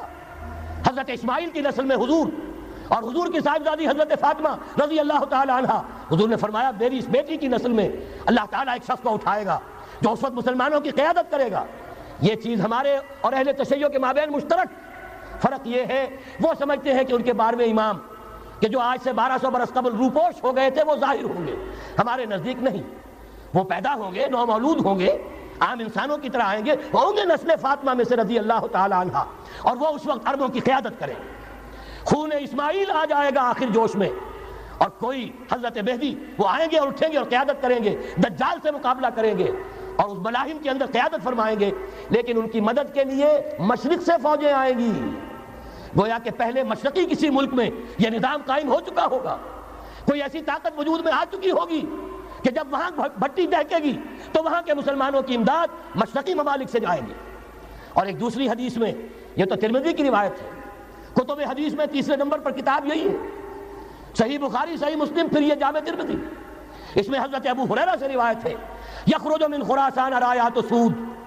خراسان میں بتا چکا ہوں حضور کے زمانے کا خراسان، افغانستان، کچھ حصہ پاکستان کا، کچھ روسی ترکستان کی آزاد ریاستیں جو ابھی ہوئی ہیں، تھوڑا سا حصہ ایران کا، یہ خراسان بزرگ، دی اولڈ گریٹر خراسان، یہاں سے فوجیں چلیں گی، سیاہ علم برآمد ہوں گے اور کوئی طاقت انہیں روک نہ سکے گی، ان کا منہ پھیر نہ سکے گی، یہاں تک کہ وہ ایلیا حضور کے زمانے میں یروشلم کا نام تھا، یہاں تک کہ ایلیا میں جا کر نصب ہو جائے۔ گویا کہ یہ جو ہمارے ہاتھ سے نکلا ہے قبضے سے، پہلے بھی عربوں کے ہاتھوں سے نکلا تھا، بیت المقدس، یروشلم، عرب واپس نہیں لے سکے تھے، کرد خون صلاح الدین ایوبی اس نے واپس لیا، عربوں میں دم نہیں رہا تھا، عیاشیوں کی وجہ سے کھوکھلے ہو چکے تھے۔ میں تجھ کو بتاتا ہوں تقدیر امم کیا ہے، شمشیر و ثنا اول، طاؤس و رباب آخر۔ یہی وجہ ہے کہ تقریباً 20 صدی کے بعد ان کی حکومت ختم، آسمارا حق بود در خون بارد بر زمین بر زوال ملک مستعصم امیر المومنین۔ یہ ہوا کہ نہیں ہوا؟ جبکہ آئے ہیں تاتاری ہورس، اور جنہوں نے کہ آخری خلیفہ بنو عباس اسے محل میں سے نکالا، ایک کھال کے اندر لپیٹ کر اور اپنے گھوڑوں کے سونوں تلے کچل دیا، عرب معزول کر دیے گئے تھے۔ لیکن اب دوبارہ عربوں کو جب سہارا ملا ہے، لیکن اب بھی انہوں نے کہیں اسلام قائم نہیں کیا. کوئی روس کا غلام رہا, کوئی امریکہ کا غلام رہا, کسی نے اس کا ساتھ دیا, کسی نے اس کا ساتھ دیا. تہذیب ہے تو مغربی, تمدن ہے تو مغربی, وضع میں تم ہو نصارہ تو تمدن میں ہنود. یہ مسلمان ہیں جنہیں دیکھ کے شرمائے یہود. یہی معاملہ جب ان کا ہوا تو اب اللہ تعالیٰ کی طرف سے ان کے اوپر وہ عذاب کی بھٹی گرم ہونے والی ہے. لیکن اس کے بعد پھر یہاں سے جائیں گے وہ جو ان کی مدد کریں گے, اور یہ ایلیا کو واپس لینے والے, یہ مشرق سے چلنے والے لشکر ہوں گے. یہ 2 حدیثیں ابھی سن لیجئے. اور تیسری حدیث یہ ہے, حضور نے فرمایا, یہ سنن نسائی کی روایت ہے, قال رسول اللہ صلی اللہ علیہ وسلم عصابتان من امتی احوذهم اللہ من النار احرزهم اللہ من النار. میری امت کے 2 لشکر ایسے ہوں گے جنہیں اللہ نے آگ سے نجات دے دی ہے, پہلے ہی سے ڈکلیئرڈ ہے. عصابت تغزو الہند, ایک لشکر کے جو ہند پر حملہ آور ہوگا, وعصابت تکون مع عیسیٰ ابن مریم علیہ السلام, اور دوسرا لشکر وہ ہے جو حضرت عیسیٰ کے ساتھ جا کر اور ان کے ساتھ مل کر یہودیوں کے خلاف جنگ کرے گا. میں اس حدیث کا جو مطلب سمجھتا ہوں واللہ عالم, یہ اسی علاقے میں جب انقلاب آ جائے گا, یہ علاقہ خراسان اور پاکستان, جب یہاں نظام خلافت قائم ہوگا, یہاں سے اسلام کی توسیع ہوگی, اور یہاں سے جانب مشرق ہند اور جانب مغرب یہ جو یہودیوں کا سیلاب آ رہا ہے, ان دونوں کا مقابلہ کرنے کے لیے انشاءاللہ العزیز, ورنہ یہ عصابتان جو ہے ایک حدیث میں جمع کرنے کی کوئی اور حکمت ہو نہیں سکتی.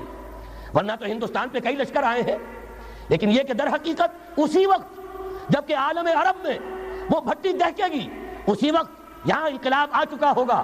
ایک طرف یہاں سے مدد کے لیے لشکر جائیں گے کہ جو مسلمان عرب جو ہیں ان کی مدد کریں گے, حضرت مہدی کے جھنڈے تلے لڑیں گے, حضرت مہدی کی حکومت کو مستحکم کریں گے, یؤطیعون للمہدی. دوسری طرف وہ ہندوستان کی طرف پیش قدمی کریں گے, اور یہیں سے جیسے اس وقت سیلاب نکلا تھا جزیرہ نما عرب سے, ایک داہنی طرف ایک بائیں طرف, ایران, افغانستان, ترکستان, ادھر مصر, لیبیا, الجزائر, مراکش, موریتانیہ, اسی طریقے سے انشاءاللہ اسی علاقے سے اس کا آغاز ہوگا اور بات آگے بڑھے گی. تو غرض اثر حاصل کیا ہے؟ یہ ہونا ہے, پچھلے آثار ثابت کر رہے ہیں کہ ہونا ہے, حضور کی احادیث بتا رہی ہے کہ یہیں سے ہونا ہے. ہوا صرف یہ ہے ہم بھٹک گئے, ہمیں اپنی منزل یاد نہ رہی. میں تو بہرحال ان لوگوں میں سے ہوں جنہوں نے نعرے لگائے تھے پاکستان کا مطلب کیا لا الہ الا اللہ. میں سن 46 میں یہاں حبیبیہ ہال میں قائد اعظم نے مسلم اسٹوڈنٹ فیڈریشن کے جس اجلاس کو خطاب کیا تھا, ضلع حصار سے جو 2 ڈیلیگیٹ آئے تھے ان میں سے ایک میں تھا. میں نے بہرحال اس تحریک میں بھی حصہ لیا ہے, ایک ننھے کارکن کی حیثیت سے لیا ہے, پھر حالات کو بدلتے اپنے آنکھوں سے دیکھا ہے. ہم کہاں سے کہاں جا پہنچے ہیں. ضرورت صرف اس بات کی ہے کہ آج ہمارا حال یہ ہے, ہماری قیادت, ہماری سیاست ان لوگوں کے ہاتھ میں ہے کہ وہ فریب خوردہ شاہی کے پلاح و کرگسوں میں اسے کیا خبر کہ کیا ہے, تب وہ تاب جاویدانہ. ان کی تہذیب مغربی, ان کی ذہنیت مغربی, ان کی وضاقتہ مغربی, ان کا تمدن مغربی, ان کی سوچ مغربی, ان کے سارے اطوار مغربی. لہذا در حقیقت ایک تو یہ کہ ان سے چھٹکارا پانا, اور دوسرے یہ کہ در حقیقت مغرب کی تمام طاقتوں کو للکارنے کے لیے اس قوم کے اندر سے جذبہ ایمان, جذبہ جہاد کو برآمد کرنا, یہ 2 کام ہیں جو کرنے ہیں. اور اگر ہم یہ کر لیں گے, جیسا کہ میں نے آیت آپ کو سنائی تھی, اللہ کا کوئی وعدہ غیر مشروط نہیں. ایمان اور عمل صالح, ایمان اور جہاد, یہ وعدے پورے کرو گے تو اللہ کا وعدہ بھی پورا ہوگا. لیکن ظاہر بات ہے جیسے یہودیوں نے یورپ کو فتح کیا اور آج وہ مغرب یہودیوں ہی کے زیر اثر ہمیں فتح کرنے پر تلا ہوا ہے. آج نوٹ کیجئے, جس طرح 3 اطراف سے یہودیوں نے حملہ کیا یورپ پر, میں اس کا تذکرہ کر چکا ہوں, آج ہم پر بھی اسی طرح کا 3 pronged اٹیک ہے. نمبر 1, ایٹمی دانت نہ نکلنے پائیں اس قوم کے, رول بیک کرانے کے لیے خاموش ڈپلومیسی, اس کے ہتھ کنڈے, کہیں ان میں طاقت نہ ہو جائے, کہیں یہ چیلنج کرنے کی پوزیشن میں نہ آ جائیں. اپنے پاس ایٹمک ہتھیاروں کے انبار ہوں, لیکن کسی مسلمان ملک کے پاس آ گیا تو وہ اسلامک بم بن جائے گا. اگر وہ اسرائیل کے پاس ہے کوئی حرج نہیں, لیکن پاکستان کے پاس کسی صورت میں ہتھیار نہیں ہونا چاہیے. کمزور رکھو, ہمارے دستے نگر رہے, ہماری ہی مرضی پر, ہمارے چشم ابرو کے اشارے پر حرکت کریں. نمبر 2, اباحیت, بے حیائی, عریانی, فحاشی, اس کا سیلاب, اور سب سے بڑھ کر خاندانی نظام کو برباد کرنے کے لیے یہ بہبود آبادی کا پروگرام. اور دیکھیے جادو وہ جو سر چڑھ کر بولے, مسلمانوں کے ہاتھوں کرا رہے ہیں۔ قاہرہ میں کانفرنس کرائی ہے ایک مسلمان ملک میں، اور یہ کہ اس کو آرگنائز کرنے والی ایک پاکستانی مسلمان عورت۔ یہ ہے در حقیقت کہ وہ لوگ اگر کرنا بھی چاہتے ہیں تو اس کا الزام بھی براہ راست اپنے اوپر نہیں، بلکہ یہ کہ خود کوئی مسلمان ہو جو یہ کام کرے۔ اب جو سیلاب آئے گا جس کے لیے مدد بھی دی جا رہی ہے، اس سے ہمارے سارے بندے حیا ٹوٹ کر رہ جائیں گے، خاندانی نظام درم برم ہو کر رہ جائے گا۔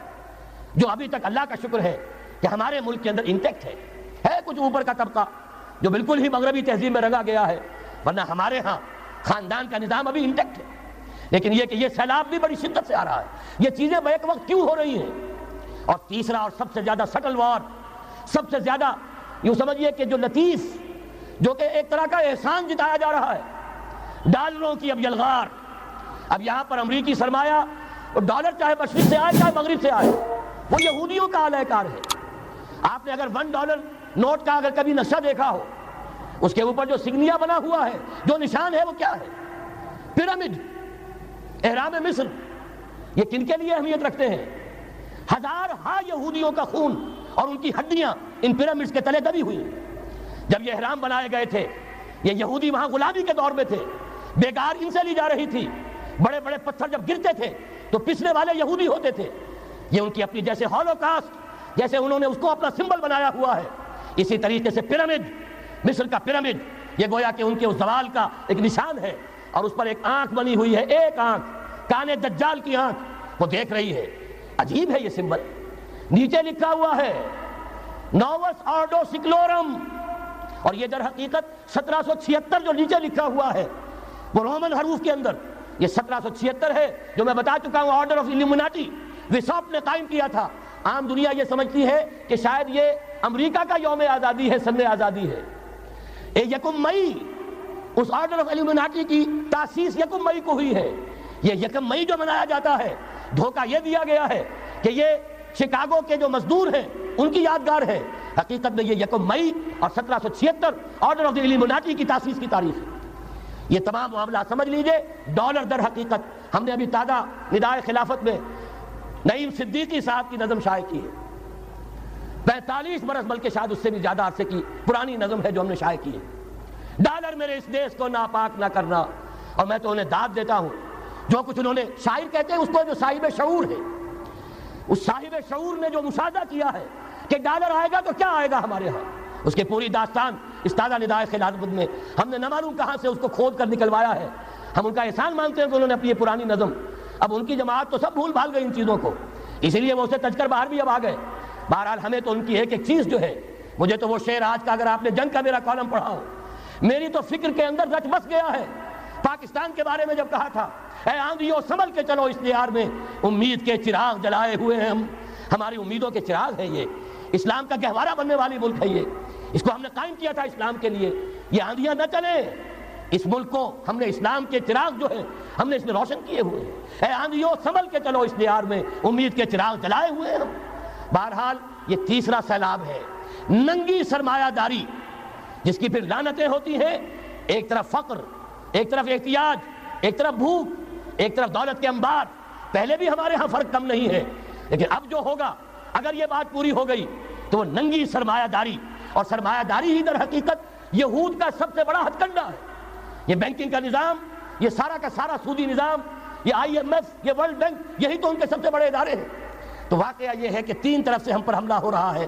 اور یہ سود کے بارے میں کیا کہا تھا اقبال نے؟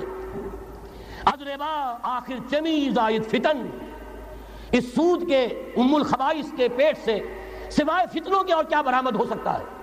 کس نہ داند لذت قرض حسن، کسی کو قرض حسنہ کی لذت یاد نہیں رہی، بغیر سود کے قرض دو۔ تمہارے پاس فاضل رکھا ہوا ہے، کسی بھائی کو دو کہ وہ اپنی معاشی گاڑی کا پہیہ چلا لے، پھر اصل واپس لے لینا۔ اگر اتنی ہمت نہیں ہے کہ ان تصدقوا فهو خیر لکم، صدقہ ہی کر دو تو سب سے اچھا ہے، دے ہی ڈالو اپنا فاضل سرمایہ۔ یسألونک ماذا ينفقون قل العفو، مت رکھو اپنے پاس، یہ گندگی ہے۔ لیکن اگر بڑے ہی کم ہمت ہو تو کم سے کم قرض حسنہ دو، اپنی اصل رقم واپس لینا۔ کس نہ دانت لذت قرض حسن، اضربا جاں تیرا دل چو خشت و سنگ۔ اس لیے کہ سود کے ذریعے سے انسان کے اندر تاریکی پھیل جاتی ہے، دل جو ہے اینٹ کے مانند، پتھر کے مانند سخت ہو جاتا ہے، کٹھور۔ ثم قست قلوبکم فہی کالحجارۃ او اشد قسوہ. آدمی درندہ بے دندان و چنگ، اور انسان بغیر اس کے کہ بھیڑیوں والے دانت ہوں اور بھیڑیوں والے پنجے ہوں بھیڑیا بن جاتا ہے. بہرحال اب کرنے کا کام کیا ہے اس کو سمجھیے. اس پوری صورتحال کا میں نے آپ کے سامنے نقشہ پیش کر دیا. ایک طرف مغرب سے نیو ورلڈ آرڈر، جو جیو ورلڈ آرڈر ہے، اس وقت کی سپریم پاور آن ارتھ امریکہ کی سرپرستی میں بڑی تیزی کے ساتھ حملہ آور ہے. دوسری طرف وَمَكَرُوا وَمَكَرَ اللَّهُ وَاللَّهُ خَيْرُ الْمَاكِرِينَ. اللہ کو پامردی مومن پہ بھروسہ، ابلیس کو یورپ کی مشینوں کا سہارا. اللہ تعالیٰ نے اسرائیل کا توڑ پاکستان قائم کیا. اللہ تعالیٰ نے اس کے لیے 300 برس کی تاریخ، اس کی تمہید میں مجددین امت یہاں پیدا کیے. یہاں قرارداد مقاصد پاس کرا دی 20ویں صدی عیسوی کے وسط میں کہ اکبر نام لیتا ہے خدا کا. اس زمانے میں بینک انٹرسٹ کو ربا، سود حرام قرار دیا. یہ سارے شواہد ہیں. اب ضرورت صرف ایک بات کی ہے، ایک زبردست عوامی تحریک اٹھے. یہ عوامی تحریک کیسی ہو؟ نمبر 1، فرقہ واریت سے بلند ہو. یہ فرقہ واریت جو اس وقت بہت بڑا فتنہ بن گیا ہے، جس کی کشیدگی بڑھتی چلی جا رہی ہے، اس کے اندر اگر ہم قوم کے حیثیت سے اگر ملوث ہوتے چلے گئے آخری تباہی آ جائے. فرقہ واریت سے بلند، سیاسی کشمکش سے بلند. یہ سیاسی کشاکش، یہ حزب اختلاف، حزب اقتدار، اس سے بلند، اس سے کوئی بحث نہیں، کوئی دلچسپی نہیں. علاقائیت یا لسانی قومیت، اپنے دنیاوی حقوق کی فکر مت کرو بلکہ آخرت کی فکر کرو، اور یہاں اس کی اصل منزل خلافت کے نظام کی فکر کرو. ان تمام چیزوں کو پورا کرتے ہوئے یہاں پہ نظام خلافت قائم کیا جائے. یہ ہے واحد علاج، اور اسی کے لیے للکارنے کے لیے، اسی کے لیے دعوت دینے کے لیے ہم نے اس تحریک خلافت پاکستان کا آغاز کیا. تنظیم اسلامی نے اپنے لیے ہدف معین کیا ہے، نظام خلافت علی منہاج النبوہ کا قیام، پہلے پاکستان میں اور پھر کل نوع عرصی پر. اب میں چند منٹوں میں آپ کو بتاؤں گا کہ وہ نظام ہے کیا.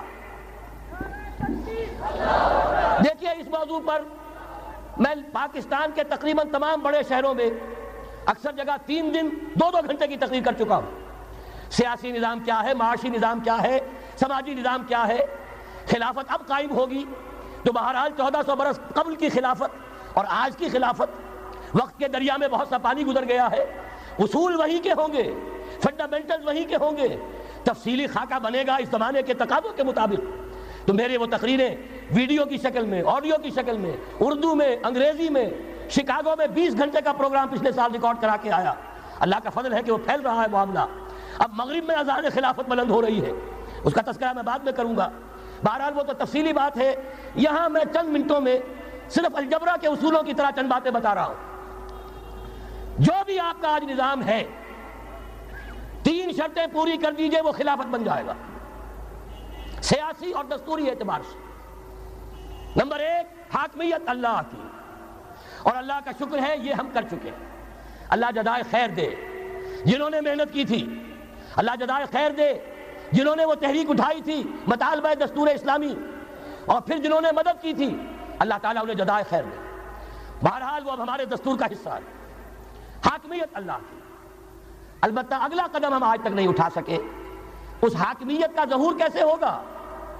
آپ کے دستور میں یہ طے کر دیا جائے کتاب و سنت ہر شے سے بالا تر ہے، دستور سے بھی بالا، عدالتی قوانین سے بالا، پارلیمنٹ سے بالا، سینٹ سے بالا، صدر سے بالا، سپریم کورٹ سے بالا، ہائی کورٹ سے بالا، ہر شے سے بالا کتاب و سنت. جب تک یہ نہیں ہوتا، قرارداد مقاصد کی حیثیت ایسی ہے کہ جیسے آپ سینما ہال کے اوپر آگے جو ہے قرآن مجید کا کوئی کتبہ لگا دے، اس کے سوا کچھ نہیں. یہ بھی غنیمت ہے کہ قرارداد مقاصد پاس ہوئی. اصل شرط یہ ہے کتاب و سنت کی ٹوٹل بالادستی. اور یہ بڑی کڑوی گولی ہے. عوامی تحریک جب تک نہیں چلے گی، لوگ جب تک اپنی خون کی ندیاں نہیں بہا دیں گے، یہ کڑوی گولی حلق سے اترنے والی نہیں. یہ IJI کی حکومت میں نہیں اتری، اسلام کے نام پر اقتدار میں آئے، اسلام کے نام پر ISI نے IJI بنوائی، اسلام کے نام پر انہیں ووٹ ملے، 2/3 کی اکثریت ملی. اس کے باوجود شریعت کی بالادستی کا ایکٹ، شریعت کی بالادستی کی دستور کے اندر ترمیم پاس نہیں کرائی گئی. معلوم ہوا اوپر زبردست کا ٹھینگا ہے. امریکہ کے سب پرستار ہیں، سب ڈرتے ہیں، سب کے لیے سب کو نظر آتا ہے بالآخر جو ہے اسی کے پاس جانا ہوگا، چاہے وہ نواز شریف ہو اور چاہے وہ بے نظیر ہو. ایک کھلم کھلا ہے اور اب تو میں کہتا ہوں نواز شریف بھی کھلم کھلا ہے. آج کے اس دور میں انہوں نے اسلام کا نام کبھی نہیں لیا, اس سے تو بالکل تائب. بس صرف فرق یہ رہ گیا ہے بے نظیر کھلم کھلا بھی مذاق اڑا لیتی ہے اسلامی صداؤں کا, اسلامی قوانین کا, یہ اس پر ذرا خاموش ہے. لیکن یہ کہ اپنی تحریک میں ہمارے بہت سے جو سیاسی قائدین ہیں مسلمانوں کے, کتنے بیانات آپ نے پڑھے ہوں گے, ذرا اسلام کا نام لے دے ہم ساتھ ہو جائیں گے. مولانا سمیع الحق صاحب کا بیان آیا, ذرا اسلام کی بات کرے تو ہمارے اور بہت سے علماء اور ہمارے طارق صاحب جو ہیں انہوں نے بھی کہا کہ میں ہم ساتھ آ جائیں گے. لیکن یہ کہ بڑا پکا ثابت ہوا نواز شریف اسلام کا نام نہیں لیا. یہ بات جان لیجئے, یہ اس کے بغیر, قربانی کے بغیر اصل یہی منزل ہے, اصل کٹھن یہی ہے. یہ کتاب و سنت کی بالادستی, اس کو قبول کرنا, اختیار کرنا, یہ بغیر عوامی تحریک کے, بغیر قربانیوں کے ممکن نہیں ہوگا. بہرحال دوسری بات یہ, اور تیسری بات, کسی غیر مسلم کو نظام خلافت میں قانون سازی میں شریک نہیں کیا جا سکتا. جس قانون کی بنیاد کتاب و سنت, جو نہ کتاب کو مانے نہ سنت کو مانے, اس کا اس ملک کی قانون ساز اسمبلی میں جانے کا مطلب کیا ہے؟ ان کی علیحدہ اسمبلیاں ہوں, ان کے جو حقوق ہیں مائنورٹیز کی حیثیت سے ان کی گارنٹی دی جائے, ان کی جان, مال, عزت, آبرو کا پورا تحفظ, ان کی پوری مذہبی آزادی, ان کی عبادت گاہوں کی پوری ضمانت, ان کی حفاظت کی, ان کا پرسنل لا ہو, سب کچھ ہوگا. قانون سازی میں غیر مسلم شریک نہیں ہو سکتا. نظام خلافت کی اعلیٰ ترین سطح کی پالیسی بنانے میں غیر مسلم شریک نہیں ہو سکتا. یہ معاملات ہمیں, یہ کڑوی گولیاں ہیں, لیکن صرف 3 گولیاں ہضم کر لیجئے, یہ نظام خلافت کا نظام بن جائے گا. البتہ چوتھی بات اور عرض کر دوں, وہ کہتا ہوں بہتر ہے کہ اس پارلیمانی نظام کی لعنت جو انگریزوں کی وراثت کے طور پر ہمیں ملی ہے, اسے چھوڑ کر صدارتی نظام اختیار کیا جائے. وہ صدارتی نظام جو نظام خلافت سے قریب تر ہے, انہوں نے ہم سے لیا ہے. اقبال نے کہا ہے, ہر کجا بینی جہان رنگ و بو, زاں کے از خاکش برو یا دارزو, یا نور مصطفیٰ اورا بہاس, یا ہنوز اندر تلاش مصطفیٰ. اگر کوئی اچھائی ان کے پاس ہے وہ نور مصطفیٰ سے مانگی ہوئی ہے. یہ خلافت کے نظام کا چربا ہے. ایک شخص کو منتخب کرو, اب اسے اختیار دو, اس کے ہاتھ کھلے رکھو, اسے کام کرنے دو. ہاں, امپیچمنٹ کا نظام ہو, غلط ہو تو اسے سیدھا کرنے کا نظام ہو. اس کے لیے آپ امپیچمنٹ کا نظام آج کی جو امریکہ کی حکومت ہے اس میں بھی ہے. اور کیسا ہے کہ ذرا سا اندیشہ ہوا تھا اور نکسن صاحب جو بھاگ کھڑے ہوئے تھے. تو میرے نزدیک صدارتی نظام اور چھوٹے صوبے, یہ بڑے بڑے صوبوں کی ضرورت نہیں ہے, چھوٹے صوبے ہوں, لوگوں کو سہولتیں ہوں, ہر علاقے کے لوگوں کو معلوم ہو کہ ہمارے معاملات ہمارے اپنے ہاتھ میں ہیں, ان کے اندر کوئی احساس جو ہے محرومی کا پیدا نہ ہونے پائے. اس لیے کہ وہی چیز ہے جو سیاہی گھول دیتی ہے. کون سیاہی گھول رہا ہے وقت کے بہتے دریا میں؟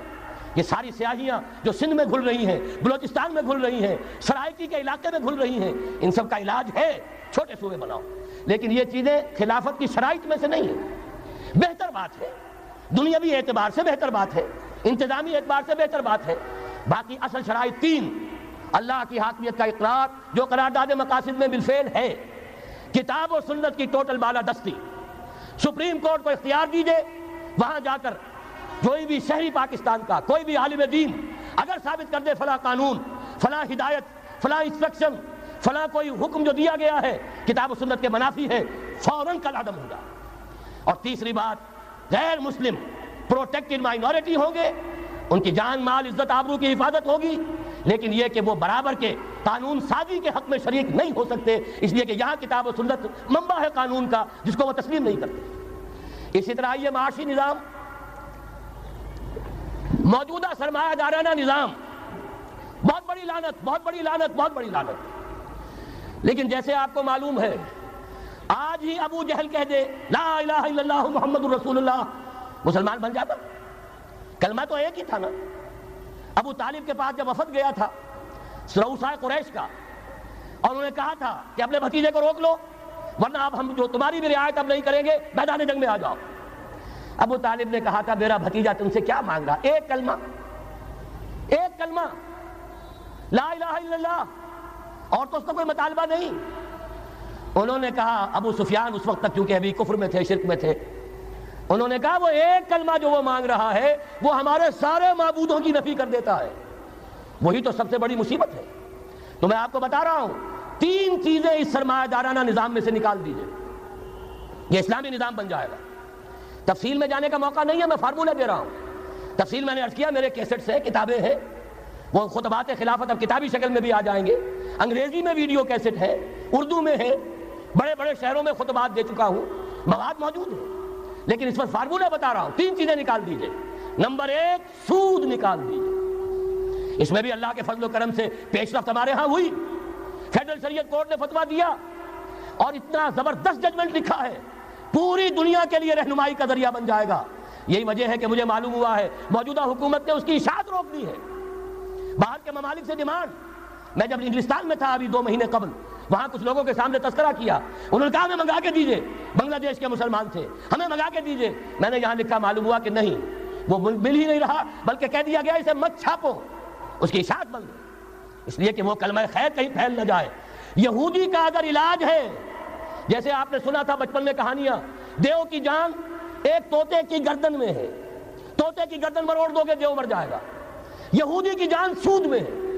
یہ سارا ہتھ کنڈا اس کا جو ہے، جو ورلڈ ڈومینیشن یہودی چاہ رہا ہے، وہ مالیاتی نوعیت کی ہے، وہ اپنی حکومت قائم نہیں کرنا چاہتا۔ حکومت کے تو بڑے کھکھیڑ ہوتے ہیں، بڑی ذمہ داریاں ہوتی ہیں، لوگوں کی تنقیدیں سننی پڑتی ہیں، بھوکے بھیڑیے کبھی ٹوٹ پڑتے ہیں، لہذا ان کو چھوڑو، حکومت وہ خود کریں۔ ہاں وہ محنت کریں حیوانوں کی طرح، ملائی ہمارے پاس آتی چلی جائے، زندہ رہنے کی حد تک تو ان کو دیں گے۔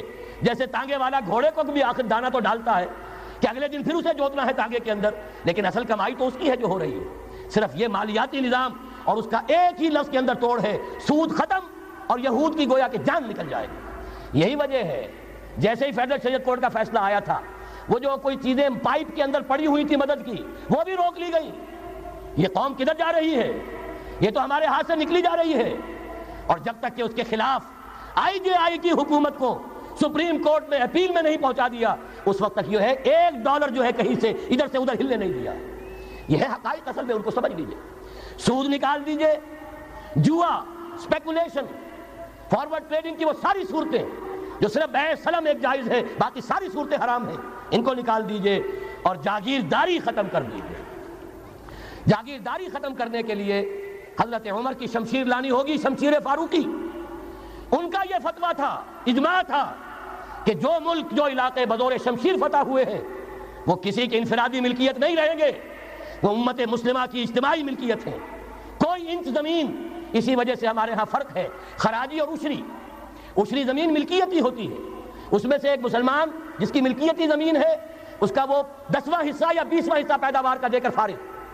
اور جو خراجی زمین ہوتی ہے وہ کسی کی ملکیتی نہیں ہوتی، وہ تو مسلمانوں کی ہے، نظام خلافت کی ہے۔ جو کام کر رہا ہے، چاہے مسلمان ہو چاہے غیر مسلم ہو، وہ کاشت کرے گا، آدھا اس کا ہے، آدھا ریاست کا ہے، بیت المال کا ہے۔ یہ ہے نظام خراجی کا اور عشری کا فرق۔ اور حضرت عمر نے طے کر دیا تھا رضی اللہ تعالیٰ عنہ کہ جتنے علاقے فتح ہوئے، یہ مصر ہے، یہ عراق ہے، یہ شام ہے، یہ ایران ہے، ساری زمینیں مسلمانوں کی اجتماعی ملکیت۔ کام کرنے والے چاہے یہودی ہوں، چاہے مجوسی ہوں، چاہے عیسائی ہوں، چاہے وہ مسلمان ہو جائیں، زمین خراجی رہے گی، زمین سے خراج جائے گا بیت المال میں، تاکہ تمام امت کی بہبود میں صرف ہو سکے۔ 3 کام کر دیجئے، باقی ساری market forces, free economy, personal incentive, personal ownership, ساری چیزیں، سارے اصول جس کی وجہ سے کہ سرمایہ داری کو فتح حاصل ہوئی ہے کمیونزم کے اوپر، وہ سارے اصول اسلام کے اندر موجود ہیں۔ لیکن سود نکال دو، جوا نکال دو، جاگیرداری نکال دو، اب آؤ اوپن کمپٹیشن، سرمایہ کاری کرو۔ ابھی آپ نے نظم پڑھی، سرمایہ داری کو ختم کرنا ہے، سرمایہ کاری کو فروغ دینا ہے۔ یہ ہے اسلام کا نظام معیشت۔ البتہ اس میں چوتھی چیز، کفالت عامہ کے لیے زکوٰۃ کا نظام مکمل قائم کرو۔ ہر شہری کی بنیادی ضروریات کی پوری ذمہ داری اور کفالت نظام خلافت لیتا ہے۔ یہاں پھر میں مجبور ہوں، کیا کروں؟ لیکن جب چھڑ گیا قیامت کا، بات پہنچی تیری جوانی تک، خلافت کا تذکرہ ہو اور حضرت عمر کا ذکر نہ آئے، ناممکن۔ خلافت کا نظام، جیسے آپ کہتے ہیں کہ گلاب کا پھول پورا کھلا ہوا ہے، للی ان بلوم، خلافت کا نظام پورا کھلا ہوا حضرت عمر کے دور میں نظر آتا ہے۔ اسی وقت کہا تھا حضرت عمر نے رضی اللہ تعالیٰ عنہ کہ اگر دجلہ و فرات کے کنارے کوئی کتا بھی بھوکا مر گیا تو قیامت کے دن عمر ذمہ دار ہوگا۔ اور جانور تک کا معاملہ ہے۔ مجوسی کو دیکھ لیا تھا، بوڑھے کو، ایک کہ جو بھیک مانگ رہا تھا، وہاں کے عامل اور گورنر سے ایکسپلینیشن کال کی، یہ بھیک کیوں مانگ رہا ہے؟ جب یہ جوان تھا، کام کرتا تھا، تم اس سے جزیہ لے رہے تھے، اب یہ بوڑھا ہو گیا ہے، کما نہیں سکتا، تم نے اسے بھکاری بنا دیا ہے، اس کا وظیفہ مقرر کرو۔ ظاہر بات ہے غیر مسلم ٹیکس دیں گے، مسلمان زکوٰۃ دیں گے، مسلمانوں کے لیے زکوٰۃ سے کفالت عامہ ہوگی، غیر مسلموں کے ٹیکسوں کے ذریعے سے وہی نظام جو آج یورپ میں ہے، اسکینڈینیوین کنٹریز میں ہے، برطانیہ میں ہے، ان امپلائمنٹ الاؤنس ہے، یا یہ کہ اور ویلفیئر کا نظام ہے، لیکن اسلام کا مکمل ترین ویلفیئر نظام زکوٰۃ کے تحت ہے، اور اس میں گارنٹی ہے ہر شہری کی بنیادی ضروریات انڈر ریٹن، ان کی ذمہ داری ریاست کے ذمہ۔ حضرت عمر ہی کا زمانہ تھا کہ لوگ اپنی زکوٰۃ لے کر پھرتے تھے، لینے والا کوئی نہیں ہوتا تھا۔ اس کا بھی میں مسئلہ آپ کو سمجھا دینا چاہتا ہوں۔ میں نے تو عرض کیا تھا میں تو مدرس ہوں، عوامی مقرر نہیں ہوں، میں تو چاہتا ہوں آپ چیزیں سمجھ کر اور ان کا علم آپ کا جو ہے حاصل کر کے اٹھیں، لوگوں کو پھر پہنچائیں۔ یہ کیسے ہو گیا جبکہ زکوٰۃ جو ہے وہ تو اسلامی ریاست میں نظام خلافت میں حکومت لیتی ہے، پھر کیسے ہو گیا کہ لوگ اپنی زکوٰۃ لے کر پھر رہے، لینے والا کوئی نہیں؟ اس کو بھی جان لیجئے، جیسے زمین کی دو قسمیں میں نے بیان کی، خراجی اور عشری، ایسے ہی زکوٰۃ کے قابل جو مال ہے اس کی بھی دو قسمیں ہیں۔ اموال باطنہ، گھروں میں رکھی ہوئی کوئی نقدی ہے، کوئی زیور ہے، کوئی اور ایسی چیزیں ہیں، یہ اموال باطنہ کہلاتی ہیں۔ اس کی زکوٰۃ جبراً حکومت نہیں لے گی۔ اگر اس کی زکوٰۃ جبراً حکومت لے تو گھروں کی تلاشیاں لینی پڑیں گی، جا کے تکیے پھاڑ پھاڑ کے دیکھنے پڑیں گے کہ کہیں کچھ رکھا ہوا تو نہیں ہے۔ یہ معاملہ مسلمانوں کی ان کی اپنی نیت پر، ایمان پر، اللہ کے ساتھ ان کے خلوص و اخلاص پر چھوڑ دیا۔ ہاں اموال ظاہرہ، دکان میں 5 لاکھ کا مال پڑا ہے 2.5% دے دو، گودام میں 10 لاکھ کا مال پڑا ہے 2.5% دے دو، تمہارا کارخانہ ہے بہت بڑا، اس کی زمین معاف، بلڈنگ معاف، مشینری معاف، ٹولز معاف، لیکن جو سرمایہ چل رہا ہے چاہے وہ خام مال پڑا ہے چاہے فنشڈ، ٹوٹل کی مالیت کے اوپر 2.5% دے دو۔ یہ ہے زکوٰۃ جس کو بدنام کیا ضیاء الحق صاحب نے۔ صرف سود جو ہے، سود والا جو صرف بینکوں کے اندر ڈپازٹ ہے اسے 2.5% لے کر اسے زکوٰۃ قرار دے دیا، حالانکہ وہ تو کوئی زکوٰۃ نہ ہوئی، سود کا کمیشن ہوا، اس کے سوا کچھ بھی نہیں۔ زکوٰۃ تو یہ ہے کہ ہر دکاندار، اور مجھے یقین ہے مسلمان دے گا، آپ اسے انکم ٹیکس جیسے لعنتی ٹیکس سے نجات دیجئے جس نے اسے جھوٹ بولنے پر مجبور کیا ہوا ہے۔ یہ لعنتی ٹیکس ہے در حقیقت کہ جس نے ہر شخص کو جھوٹا بننے پر مجبور کر دیا ہے۔ ان کو ختم کریں۔ زکوٰۃ تو مسلمان اپنے ایمان کے تقاضے پر دے گا، اور وہ دے گا اور خوشی سے دے گا۔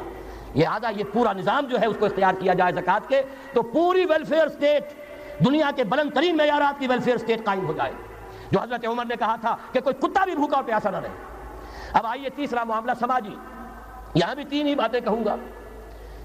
ترقی ہے، تعلیم ہے، ان میں کوئی رکاوٹ نہیں، خواتین کام کریں کوئی رکاوٹ نہیں۔ کیا چیز نکالنی ہے؟ بے حیائی، بے حجابی، عریانی نکال دو، ستر و حجاب انفورس کرو، سیگریگیشن، عورتوں کے اسکول علیحدہ، مردوں کے علیحدہ، عورتوں کے کالج علیحدہ، مردوں کے علیحدہ، عورتوں کی یونیورسٹی علیحدہ، مردوں کی علیحدہ، عورتوں کے ہسپتال علیحدہ، مردوں کے ہسپتال علیحدہ۔ کسی درجے میں تو ہمارے ہاں ہے، اس کو آگے بڑھاؤ، یونیورسٹی بناؤ۔ اسی طریقے سے ہسپتال میں، مردوں کے ہسپتال میں عورتوں کو نرس رکھنا کیوں لازم ہے؟ کیا مرد نرسنگ نہیں کر سکتے؟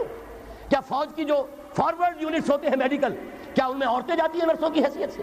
جہاں اصل ضرورت ہوتی ہے، کسی کا بازو اڑ گیا ہے، کسی کی ٹانگ اڑ گئی ہے، کسی کا پیٹ چاک ہو گیا ہے، آنتیں باہر ہے، بڑی ٹینڈر نرسنگ کی ضرورت ہے، وہاں تو عورت نہیں جاتی، وہاں تو میل نرسز ہے۔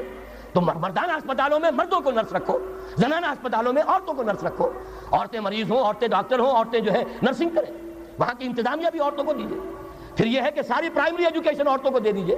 چھوٹی عمر کے بچے ہیں، انہیں عورت کے اندر اللہ تعالیٰ نے جو شفقت مادری رکھی ہوئی ہے فطری طور پر، ضرورت ہے اس ٹینڈر ایج میں، تو ارادہ اگر ہو جائے تو ہر کام ہو سکتا ہے۔ ارادہ چاہیے یہ کہ بے ستری، بے حجابی، عریانی، فحاشی کا خاتمہ کرو۔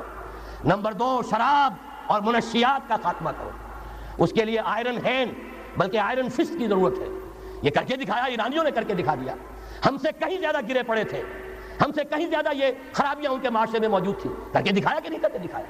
یہ ہو رہا ہے۔ لہذا یہ کہ یہ کام کیا جائے، اور زنا اور قذف کے جو اصل اللہ تعالیٰ کی طرف سے، اللہ کے رسول کی طرف سے جو سزائیں ہیں اور حدود اور تعزیرات ہیں، ان کو نافذ کیا جائے۔ یہ 3 چیزیں کر دیجئے، یہی معاشرہ ہوگا۔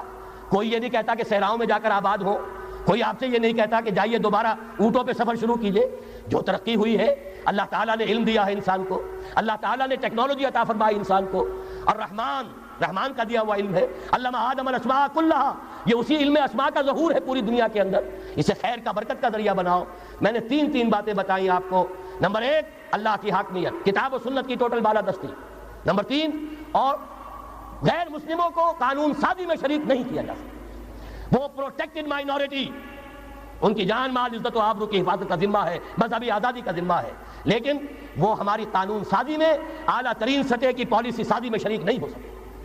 نمبر 2، یہی سارا نظام، یہی سرمایہ کارانہ نظام، سرمایہ دارانہ نظام کو 3 چیزیں نکال دیں گے، وہ سرمایہ دارانہ نہیں رہے گا، سرمایہ کارانہ ہو جائے گا۔ یہ سرمایہ کارانہ نظام، سود نکال دو، جوا نکال دو، جاگیرداری ختم کر دو، یہی رحمت ہو جائے گی۔ اللہ کی ربوبیت عامہ، ربوبیت کاملہ کے آپ کو منظر نظر آئیں گے۔ جاگیرداری کا خاتمہ کر دیجئے، اسی طریقے سے بے حجابی، فحاشی، عریانی۔ نمبر 2، شراب اور منشیات۔ نمبر 3، جو اصل جو حدود ہیں شریعت کے، ان کو نافذ کیجئے تاکہ معاشرہ اسلامی معاشرہ بنے۔ اب آخری بات ہے میری، اور اسی کے ضمن میں کچھ مطالبے ہیں جو آج ہمیں کرنے ہیں حکومت سے۔ پہلی بات یہ کہ یہ خلافت کیسے آئے گی؟ اس موضوع پر بھی میں عرض کر رہا ہوں کہ میں کم سے کم 15 سال سے مسلسل تقریریں کر رہا ہوں۔ اتنی موٹی کتاب اردو میں منہج انقلاب نبوی موجود ہے۔ اس کے موضوع پر انگریزی میں کیسٹ، اردو میں cassette, video cassette, audio cassette, میری طرف سے مواد پورا موجود ہے۔ پہلا مرحلہ کیا ہے؟ غور سے سنیے، اس لیے کہ اس کے مخاطب اب آپ ہیں براہ راست، ہر فرد۔ خلافت کا نظام قائم کرنا ہے تو پہلے اپنی ذات میں خلیفہ بنیے۔ اللہ نے آپ کو ایک جسم دیا ہے، زبان دی ہے، آنکھیں دی ہیں، کان دیے ہیں، یہ سب آپ کے پاس اللہ کی امانت ہے، ان پر اللہ کی حکومت قائم کیجیے۔ اپنے وجود پر، اپنے گھر میں خلافت قائم کیجیے، آپ خلیفہ بن جائیں، آپ نظام اللہ کا نافذ کریں اپنے ذات پر، اپنے وجود پر، اپنے گھر میں، اور ساتھ ہی انفرادی سطح پر طے کر لیجئے۔ سورہ حدید کی آیت نمبر 7، آمنوا باللہ ورسولہ وانفقوا مما جعلکم مستخلفین فیہ۔ جس چیز میں اللہ نے تمہیں خلافت عطا کی ہے، دولت دی ہے، مال دیا ہے، جائیداد دی ہے، اولاد دی ہے، ذہانت دی ہے، فطانت دی ہے، خطابت دی ہے، جو دیا ہے لگا دو، کھپا دو، خرچ کر دو اللہ کے دین کے لیے۔ یہ ہے پہلی خلافت۔ اپنے وجود پر اللہ کی حکومت قائم کرو، اپنے گھر میں اللہ کی حکومت قائم کرو، اپنی معاشرت اسلامی بناؤ، اپنے معاش کو اسلامی بناؤ، اور جو کچھ اللہ نے دیا ہے، جسم و جان کی توانائیاں ہوں، صلاحیتیں ہوں، قوتیں ہوں، مال ہو، اولاد ہو، لگا دو، کھپا دو، صرف کر دو اللہ تعالیٰ کے دین کے غلبے کے لیے۔ یہ ہے انفرادی خلافت۔ جان لیجئے جب تک افراد اس خلافت کا حق ادا نہیں کریں گے، اجتماعی خلافت کبھی نہیں آئے گی۔ آرزویں کرتے رہیے، لیس بامانیکم ولا امانی اہل الکتاب، نہ تمہاری خواہشوں سے کچھ ہوگا، نہ اہل کتاب کی خواہشوں سے ہوگا۔ انہوں نے بھی کیا ہے تو بڑے پاپڑ بیل کر کیا ہے جو کچھ کیا ہے، اور تمہیں بھی کرنا ہوگا تو بڑی طاقت صرف کر کے اور محنت کر کے، قربانیاں دے کر کرنا ہوگا۔ یہ محض دعاؤں سے بھی نہیں ہو سکتا، دعائیں منہ پر دے ماری جاتی ہیں۔ جو کچھ کر سکتے ہو کر گزرو، پھر دعا مانگو، دعا قبول ہوگی۔ اگر یہ نہیں ہے تو دعا منہ پر دے ماری جائے۔ لہذا اگر کام کرنا ہے، تیسری بات، محض دعوت و تبلیغ اور نصیحت اور وعظ سے نہیں ہوگا۔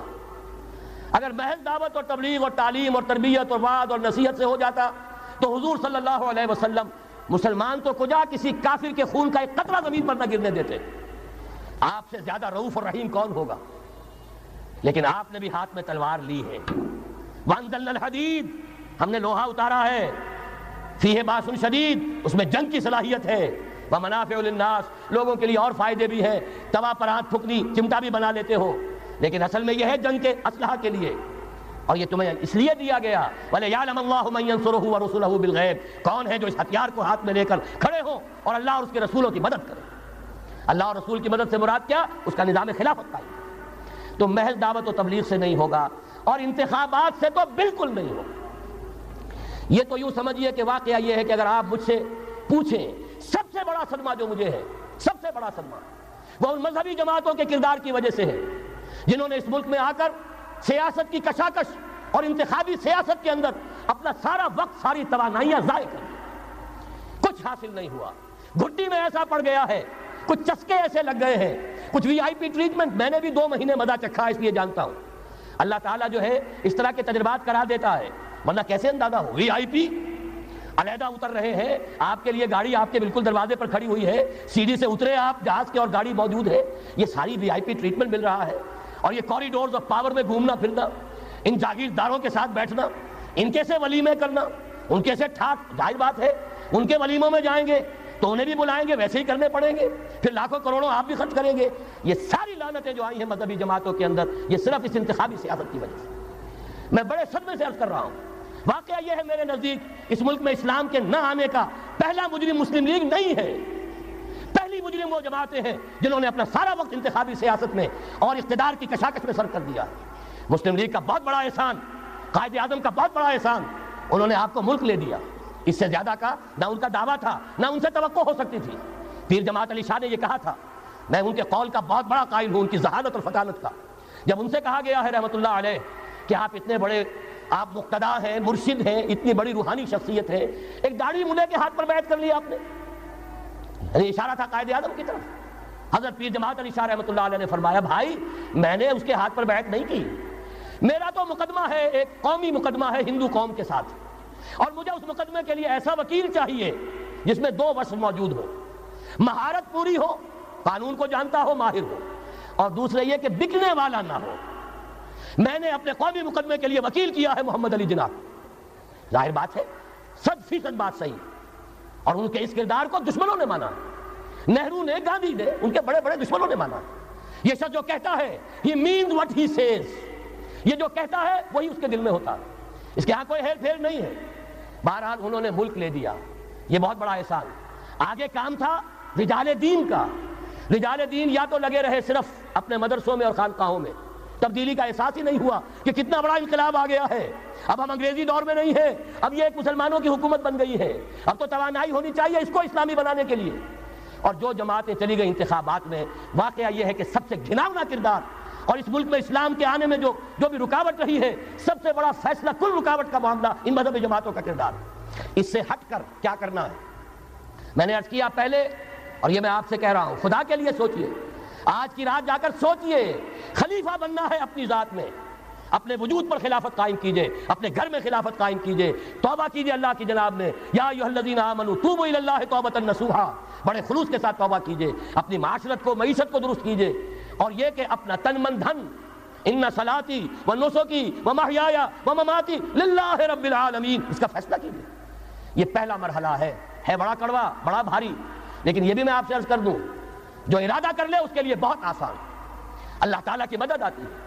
تم کرو ہمت، توفیق ہم دیں گے، تم کرو فیصلہ، تحصیل ہماری طرف سے ہوگی، آسانی ہماری طرف سے ہوگی۔ فَسَنُيَسِّرُهُ لِلْيُسْرَىٰ، آسانی کے لیے آسان کرتے چلے جائیں گے۔ جو پہاڑ نظر آتے ہیں شروع میں، معلوم ہوتا ہے پہاڑ نہیں، ریت کے ٹیلے تھے، ہمارے قدموں تلے بکھر کر رہ گئے ہیں۔ کر کے دیکھیے، ارادہ کیجئے، عزم کیجئے، طے کیجئے، ان صلاتی و نسکی و محیای و مماتی للہ رب العالمین، اور میرے پاس جو کچھ ہے وہ سب میرے خدا کا، مجھے اسی کے لیے، صرف اپنی زندگی کا تار برقرار رکھنے کے لیے جو ناگزیر ضرورت ہے وہ پوری کرو، باقی لگا دو، چھپا دو۔ آمنوا باللہ ورسولہ وانفقوا مما جعلکم مستخلفین فیہ، جس چیز میں خلافت دی ہے خرچ کر دو۔ دوسرا مرحلہ، یہ خلفاء، ابھی انصاری صاحب نے وہ آیت آپ کو سنائی تھی، ثم جعلناکم خلائف، خلائف جمع ہے خلیفہ کی، ہر مسلمان خلیفہ ہے، یہ سمجھ لیجیے اچھی طرح۔ وہ تو صرف یہ ہے کہ جیسے یہ جو کافرانہ نظام ہے جمہوریت کا، جو مادہ پرستانہ انسانی حاکمیت کی بنیاد پر، اس میں بھی ہر شہری حاکم ہوتا ہے، اپنے ووٹ کے ذریعے سے وہ اپنی حاکمیت کا اختیار منتقل کرتا ہے، وہ نمائندہ بن کر آتا ہے، گویا کہ انہوں نے اپنی حاکمیت ڈیلیگیٹ کی ہے اس شخص کو، اس صدر کو، چاہے وہ بش تھا اور چاہے وہ کلنٹن ہے، ورنہ حاکمیت تو پاپولر ہے، عوام کی ہے۔ اسلام میں خلافت عوام کی ہے، لیکن عوام مسلمان جو اللہ کو ماننے والے ہیں ان کی خلافت ہے، اور ان کی خلافت پہلے وہ اپنی ذات میں خلیفہ بنیں گے، پھر اپنی خلافت کا ایک حصہ ایک خلیفہ کو منتقل کریں گے۔ جب تک خلافت نہیں ہوتی ایک جماعت کے امیر کو منتقل کریں گے وہی حصہ۔ علیکم بالجماعہ، طاقت بنو، قوت بنو، علیکم بالجماعہ، ید اللہ علی الجماعہ، اللہ کی تائید، اللہ کی نصرت، اللہ کی طرف سے برکت جماعت پر آتی ہے، افراد پر نہیں آتی۔ جمع ہو جاؤ۔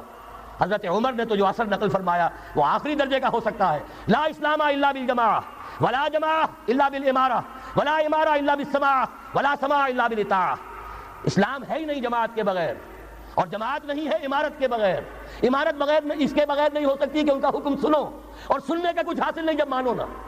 اسی لیے فرمایا آمرکم بخمس، مسلمانوں میں تمہیں 5 باتوں کا حکم دے رہا ہوں، اللہ امرنی بہن، اللہ نے مجھے ان کا حکم دیا ہے، بالجماعت والسمع والطاعت والہجرت والجہاد فی سبیل اللہ۔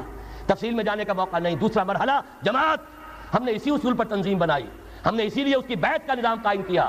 نحن الذین بایعوا محمدا علی الجہاد ما بقینا ابدا. صحابہ کہتے بایعنا رسول اللہ صلی اللہ علیہ وسلم علی السمع والطاعۃ فی العسر والیسر والمنشط والمکرہ وعلی حسرۃ علینا وعلی لا ننازع الامر اہلہ وعلی ان نقول بالحق اینما کنا لا نخاف فی اللہ لومۃ لائم. پھر صدمے کی بات کہہ رہا ہوں, کوئی مذہبی جماعت سوائے تنظیم اسلامی کے نہیں ہے جس نے اس مسنون طریقے تنظیم کو اختیار کیا ہو. اللہ کا شکر ادا کرتے ہوئے کہہ رہا ہوں, تحدیثاً للنعمہ کہہ رہا ہوں, اس بیعت کی سنت کو تازہ کیا ہم نے, جماعت بنائی ہم نے. ہمارے ہاں بیعت رہ گئی تھی صرف پیری مریدی کی بیعت, صرف اصلاح نفس کی بیعت. اصل بیعت وہ در حقیقت جو مسنون بیعت ہے وہ بیعت جہاد ہے, وہ بیعت جماعت ہے, تاکہ اللہ کے دین کو قائم کرنے کے لیے, خلافت کو برپا کرنے کے لیے اجتماعی جدوجہد کی جا سکے. اس کے بعد یہ جماعت کیا کرے گی؟ وَلْتَكُن مِّنكُمْ أُمَّةٌ يَدْعُونَ إِلَى الْخَيْرِ وَيَأْمُرُونَ بِالْمَعْرُوفِ وَيَنْهَوْنَ عَنِ الْمُنكَرِ. انتخابات نہیں لڑے گی, کسی کو کندھا دے کر اوپر نہیں پہنچائے گی, پھر اس کی ٹانگ گھسیٹ کر نیچے نہیں گرائے گی. یہ دھندے نہیں کرنے, یہ کھیل نہیں کرنے, ادھر جانا ہی نہیں. یہ تو ایک ہی تھیلی کے چٹے بٹے, یہ ایک ہی نظام, دونوں امریکہ کے یکساں غلام, دونوں جو ہے اسی سیکولرزم کا دودھ پی کر, سود کا دودھ پی کر کوئی جمع ہوا ہے اور کوئی جاگیرداری کی گھٹیاں اس کی گھٹی میں پڑی ہوئی ہیں, یہ اس کی پیداوار ہے. ان میں سے کسی کے ساتھ کوئی خیر نہیں ہے. لیکن یہ ہے کہ الیکشن تو جب بھی کراؤ گے وہی آئیں گے. لاکھ آپ تیسری قوت بننے کی امید میں ایئر مارشل اصغر خان بوڑھے ہو گئے, دور اسکار ہوئے, از عمر رفتہ ہوئے. اب قاضی حسین احمد صاحب تیسری قوت بننے کی فکر میں آئے تھے, کبھی وہ طاہر القادری صاحب تیسری قوت بننے کی فکر میں آئے تھے. جب تک یہاں جاگیردارانہ نظام ہے کون سی تیسری قوت آ سکتی ہے؟ مت ماری گئی ہے, عقلیں جو ہیں بیچ کھائی ہیں, کیا ہوا ہے؟ کبھی تو آخر ہوش آنا چاہیے. یہ وہی آئیں گے, ایک لغاری نہیں دوسرا لغاری, ایک مداری نہیں دوسرا مداری, یہ تو وہی آئیں گے, انہی کا کھیل ہے. ایک بہت بڑا تمندار سر جمال خان لغاری, اس کا پوتا آج ہے آپ کا صدر. ایک اور بہت بڑا تمندار, دونوں سر تھے, سر شاہ نواز بھٹو, اس کی پوتی وزیر اعظم. یہ تو ان کا جو ہے میوزیکل چیئرز کا گیم ہے. تم نے خامخواہ جا کر اپنے آپ کی اپنی عزت کا بھی ڈھیلا کرایا, اپنی جو ہے وہ اوقات ضائع کیے ہیں. اس کی بجائے کرنا کیا ہے؟ نہیں انل منکر, بدی سے روکو. جب تک طاقت نہیں ہے کافی, طاقت فراہم کرتے رہو, جمع کرو. اعدوا لهم ما استطعتم, اپنی نفری بڑھاؤ, تربیت بڑھاؤ, ایثار اور قربانی کا مادہ بڑھاؤ, نظم کی پابندی کا جذبہ بڑھاؤ, بڑھاتے رہو بڑھاتے رہو. با نشہ درویشی در ساز و دمادم زن چو پختہ شوی خدرا بر سلطنت جم زن. جب طاقت کافی ہو جائے اب میدان میں آؤ, للکارو, کہو اب نہیں چلنے دیں گے اس حرام کام کو, نہیں چلنے دیں گے اس ملک میں سود کو, نہیں چلنے دیں گے اس ملک میں جاگیرداری کو, نہیں چلنے دیں گے یہاں بے حیائی اور فحاشی کو.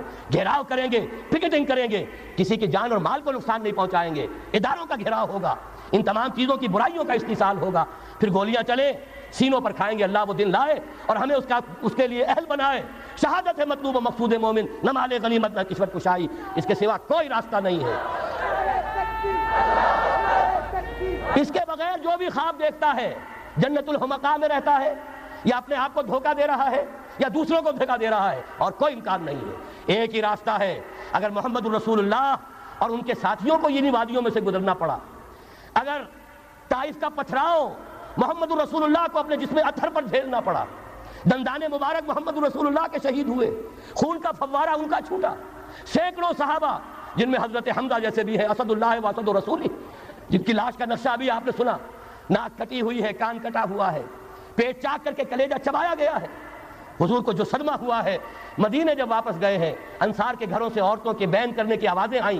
اس وقت تک حرمت نہیں ہوئی تھی, اور عربوں کا رواج تھا جیسے ہمارے ہاں دیہات میں جس طرح خواتین نوحے کرتی ہیں, بین کرتی ہیں, اس وقت تک وہاں ان کے ہاں بھی رواج تھا. تو وہاں ہو رہا تھا. 70 صحابہ شہید ہوئے تھے. وہ کوئی ہر شہید کسی کا بیٹا تھا, کسی کا شوہر تھا, کسی کا بھائی تھا, کسی کے ساتھ کوئی اور رشتہ تھا. پورا مدینہ جو ہے ماتم کدا بنا ہوا تھا. اس وقت حضور کی زبان سے بھی الفاظ نکل گئے, اما حمزہ تو فلا بواکی لہو, ہائے حمزہ کے لیے تو کوئی رونے والیاں بھی نہیں. تب انصار نے اپنے گھروں سے بھیجا خواتین کو, حضرت صفیہ رضی اللہ تعالی عنہا کے ہاں, وہاں جاؤ اور تعزیت کرو. یہ ساری وادیاں ہیں جو طے کی ہیں محمد الرسول اللہ والذین معہ. سفر تبوک ہوا ہے جسے جیش العسرہ کہا گیا ہے. ایسا مرحلہ بھی آیا ہے 3 مجاہدین کو 24 گھنٹے کے راشن میں ایک کھجور ملی, ایک کھجور, 24 گھنٹے کا راشن. ان لوگوں نے یہ قربانیاں دی ہیں, اس کے بغیر نہیں ہوگا. تو ظاہر بات ہے اس کے لیے پہلے تیاری. کچے پکے لوگ اگر لے آئے, تو خاک میں مل اور آگ میں جل, جب خشت بنے تب کام چلے. ان خام دلوں کے عنصر پر بنیاد نہ رکھ, تعمیر نہ کر. یہ تو پختگی خام ہے جب تک تو ہے مٹی کا ایک انبار تو، پختہ ہو جائے تو ہے شمشیر بے زنہار تو۔ وہ پختہ ہو جائے، اب ٹکر مول لو، آگے بڑھو، للکارو، آنکھوں میں آنکھیں ڈالو، باطل کا مقابلہ کرو، اس کے استحصال کے لیے اپنی جانیں قربان کر دینے کو سب سے بڑی کامیابی سمجھو۔ یہی واحد راستہ ہے، اس کے سوا جب وہ مرحلہ آ جائے گا، اللہ کرے کہ وہ آئے، اور میں اب اس وقت تو بیان نہیں کر سکتا، وقت بہت ہو گیا ہے۔ میری جو ایک کتاب چھپ چکی ہے سابقہ اور موجودہ مسلمان امتوں کے کا ماضی، حال اور مستقبل، آنے والی جو حالات ہیں ان کا ایک نقشہ میں نے بیان کیا جو احادیث نبویہ میں آیا ہے۔ میرا اندازہ یہ ہے کہ معاملہ زیادہ دور کا نہیں ہے، بلکہ ہمارے لیے تو نہ دور کا ہے نہ دیر کا ہے، انشاءاللہ یہیں سے ہوگا۔ بس صرف یہ ہے کہ فریب خوردہ شاہی اور بھٹکا ہوا آہو جو ہے اسے پھر اپنی منزل یاد آ جائے۔ کبھی بھولی ہوئی منزل بھی یاد آتی ہے راہی کو، اور بھٹکے ہوئے آہو کو پھر سوئے حرم لے چل۔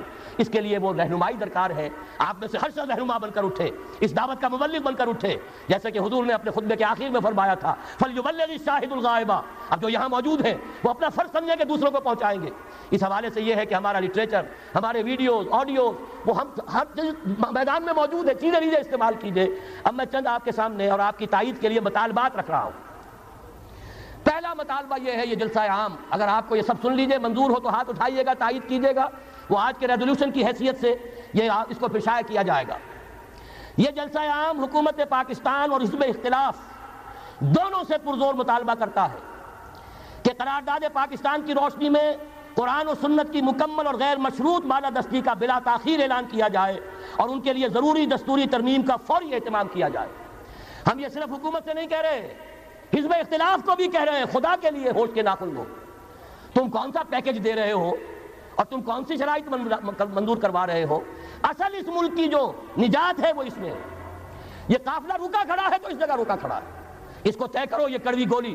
اور یہ ظاہر بات ہے اب تو حکومت کرنا چاہے تو نہیں کر سکتی، اپوزیشن کرنا چاہے تو نہیں کر سکتی، ان سے وہ 8ویں ترمیم نہیں ختم ہو رہی کسی سے، لہذا اس کے لیے اگر اتفاق کرنا ہے، اتحاد کرنا ہے، اس پر کرو۔ نمبر 2، جو تاریخی فیصلہ دیا تھا فیڈرل شریعت کورٹ نے، اس کے خلاف جو اپیل دائر کی گئی ہے سپریم کورٹ میں، وہ واپس لی جائے۔ اس ملک کے اندر سے سود فوراً ختم کیا جائے، یہاں کے سود خوروں کو، حرام خوروں کو 1 پیسہ سود کا آئندہ نہ دیا جائے، طے کر دیا جائے۔ نعرہ تکبیر! نعرہ تکبیر! اگر ہم اپنے ملک میں ختم کر دیں گے، ہم تمہارے ساتھ ہیں۔ اگر ہم اپنے ملک میں ختم کر دیں گے، بس ڈاکٹر صاحب ہاتھ بڑھاؤ، ڈاکٹر صاحب ہاتھ بڑھاؤ۔ اگر ہم اپنے ملک میں ختم کر دیں تو باہر بھی ہم کہنے کے قابل ہیں۔ ہمارے دین کا معاملہ ہے، ہم اس میں کوئی کمپرومائز نہیں کر سکتے، اور ہمارے دین کا ہمیں حکم یہ ہے کہ مقروض کو مہلت ملنی چاہیے۔ ہم تمہارے قرضے دیں گے اگر ہمیں مہلت ہوئی اور ہمارے پاس ہوا، لیکن یہ کہ سود کا 1 پیسہ نہیں دیں، یہ ہم طے کر سکتے ہیں۔ اللہ تعالیٰ ہمیں اس کی ہمت دے، توفیق عطا فرمائے۔ تیسرا مطالبہ، نام نہاد بیرونی سرمایہ کاری کی صورت میں ڈالر کا سیلاب امڑ آنے کے منصوبے پر یہ اجتماع انتہائی تشویش کا اظہار کرتے ہوئے یہ مطالبہ کرتا ہے کہ پاکستان کو اپنے پاؤں پر کھڑا کرنے کے لیے ملکی وسائل اور مقامی صنعتوں کے بھرپور طور پر بروئے کار لانے کا اہتمام کیا جائے۔ یہ باہر کا سرمایہ نہیں چاہیے، اس کے پیچھے لعنت ہے۔ نعیم صدیقی صاحب کی نظم خدا کرے یہاں کے نوجوان سب یاد کر لیں، تو آئے تو ڈالر، آئے گا ربا بھی، پھیلے گا زنا بھی، یہ ساری بدماشیاں جو ہیں اس ڈالر کے ساتھ آئیں گی، جس کو کہ ہم سمجھ رہے ہیں بہت بڑی کامیابی ہے۔ سابقہ حکومتوں کے وزیر خزانہ جا کر کچھ قرضہ لے آتے تھے، بڑے پھولے نہیں سماتے تھے، سود میں اور بندھا کر آتے تھے قوم کو اور ملک کو، اور آج اگر کوئی سرمایہ دار لے آئے تو معلوم ہوا کہ بہت بڑی کامیابی ہو گئی۔ اور یہاں کے سرمایہ داروں پر پابندیاں، یہاں کے صنعت کاروں کے اوپر پابندیاں، یہ ساری صورتحال جو ہے یہ ایک انقلاب کا تقاضا کرتی ہے۔ نمبر 4، یہ اجلاس حکومت سے مطالبہ کرتا ہے کہ ٹیلی ویژن پر عریانی و فحاشی کے فروغ کی پالیسی پر ہم گہری تشویش ظاہر کر رہے ہیں، اور مطالبہ کرتے ہیں کہ سعودی عرب، دیکھیے جہاں سے ہمیں جو خیر ملے گا اس کا ذکر کریں گے، جہاں جو خرابی ہے وہ اپنی جگہ ہے۔ سعودی عرب و ایران 2 ملک ہیں جنہوں نے اپنے ہاں یہ dish antenna, star T V وغیرہ کے اوپر پابندی لگائی ہوئی ہے، تو ہم کیوں نہیں لگا سکتے؟ کیوں ہم نے اپنے دروازے آسمان کھول دیے ہیں؟ یہ اوپن سکائی کر دیا ہے، ہمارے ہر گھر کے اندر پہنچ جاؤ، اپنا ذہن پھیلاؤ، اپنا تمدن، اپنی تہذیب جو ہے اس کے فروغ کے لیے ہمارے بچوں کے ذہن تمہارے لیے کھلے ہیں، ایکسپوزڈ ہیں، ہماری خواتین کے ذہن تمہارے لیے کھلے ہیں۔ بہرحال، اور جو پاکستان کا اپنا ٹیلی ویژن ہے نہ کرے۔ نمبر 5، یہ اجتماع حکومت کی بہبود آبادی کے نام پر چلائی جانے والی مہم، جس میں آبادی کو کنٹرول اختیار کرنے کی ترغیب دی گئی ہے اس کی پرزور مذمت کرتا ہے۔ نمبر 6، فیڈرل شریعت کورٹ پر جو پابندی لگائے رکھی ضیاء الحق نے بھی، اب فوت ہو گیا ہے، اللہ اسے معاف کرے، ہم یہی کہیں گے، لیکن یہ کہ میں نے تو ان سے زبانی کہا تھا رو در رو کہ آپ اپنے ماتھے پر کلنک کا ٹیکا لے کر پھر رہے ہیں، وہ چوکے، یہ 5 جو سے استعفیٰ دے گیا ہوں، لیکن آخری اتمام حجت کے لیے میں نے ان سے کہا کہ آپ نے فیڈرل شریعت کورٹ بنائی، آپ کے ہینڈ رحمہ اللہ بہت نیک بہت درویش منش انسان تھے، آپ نے انہیں بنایا ہے جج، پیر کرم شاہ صاحب وہ آپ کے بنائے ہوئے ہیں، تقی عثمانی صاحب آپ کے بنائے ہوئے ہیں، لیکن آپ نے فیڈرل شریعت کورٹ کے ہاتھ میں ہتھکڑی ڈال دی، آئلی قوانین پر بھی بات نہیں کر سکتے، اس میں کوئی غیر اسلامی اگر شک ہے اس کے خلاف بھی فیصلہ نہیں کر سکتے۔ میں یہ نہیں کہتا کہ جو میں کہتا ہوں وہ کیجئے، اس وقت غلام احمد پرویز زندہ تھے، میں نے کہا پرویز صاحب جو بنانے والے ہیں ایوب خان کے زمانے میں آئلی قوانین کے، وہ بھی زندہ ہے، عدالت میں جائیں ثابت کر دیں کہ کتاب و سنت کے مطابق ہے قانون، چشم ماں روشن دل ماں شاد، لیکن آپ نے شریعت کورٹ بنائی اور اس پر پابندی لگا دی، کہنے لگے پھر ان خواتین کو کون مطمئن کرے گا؟ میں نے کہا بس یہی آپ کی سوچ کا معیار ہے تو آپ کا راستہ اور میرا اور، یہ استعفیٰ حاضر ہے، السلام علیکم۔ 2 مہینے کا جرم میں نے ضرور کیا تھا، وہ وی آئی پی ٹریٹمنٹ انجوائے کیا تھا، میں بھی شورا کا رکن تھا، کوریڈورز آف پاور میں کوئی 2-4 مرتبہ جانا ہوا ہے، اللہ معاف فرمائے، ورنہ یہ کہ اس سے زائد تو اس کوچے سے میرا کوئی تعلق نہیں رہا۔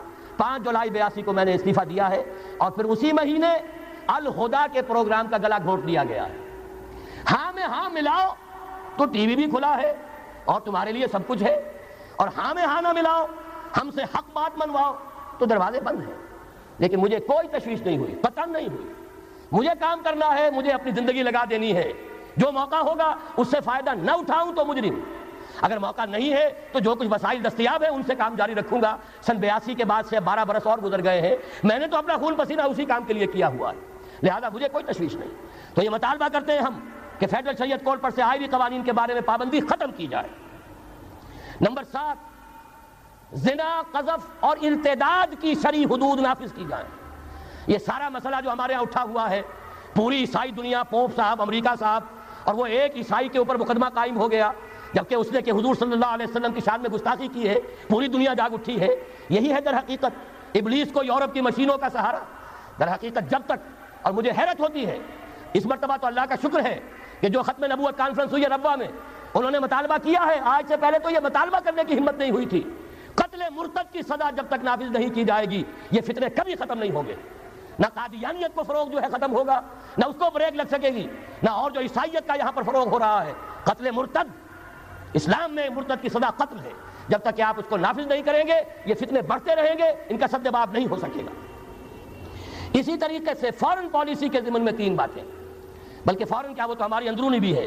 یہ اجلاس حکومت سے مطالبہ کرتا ہے، ہمیں اللہ کا حکم ہے اعدوا لہم ما استطعتم، طاقت فراہم کرو، حکم ہے، فرض ہے، واجب ہے، اور اللہ تعالیٰ کا بڑا کرم ہے، اس نے ہمیں ایٹمک نو ہاؤ، اس کی صلاحیت عطا کر دی ہے، واحد ملک ہے دنیا کا، اور یہ بھی ثابت کرتا ہے یہ واقعہ بھی اللہ تعالیٰ کی مشیت میں کوئی بڑا رول ہے اس ملک کے لیے۔ اپنی خودی پہچان، اے مسلم پاکستان، اپنے مقام و مرتبے کو پہچانو۔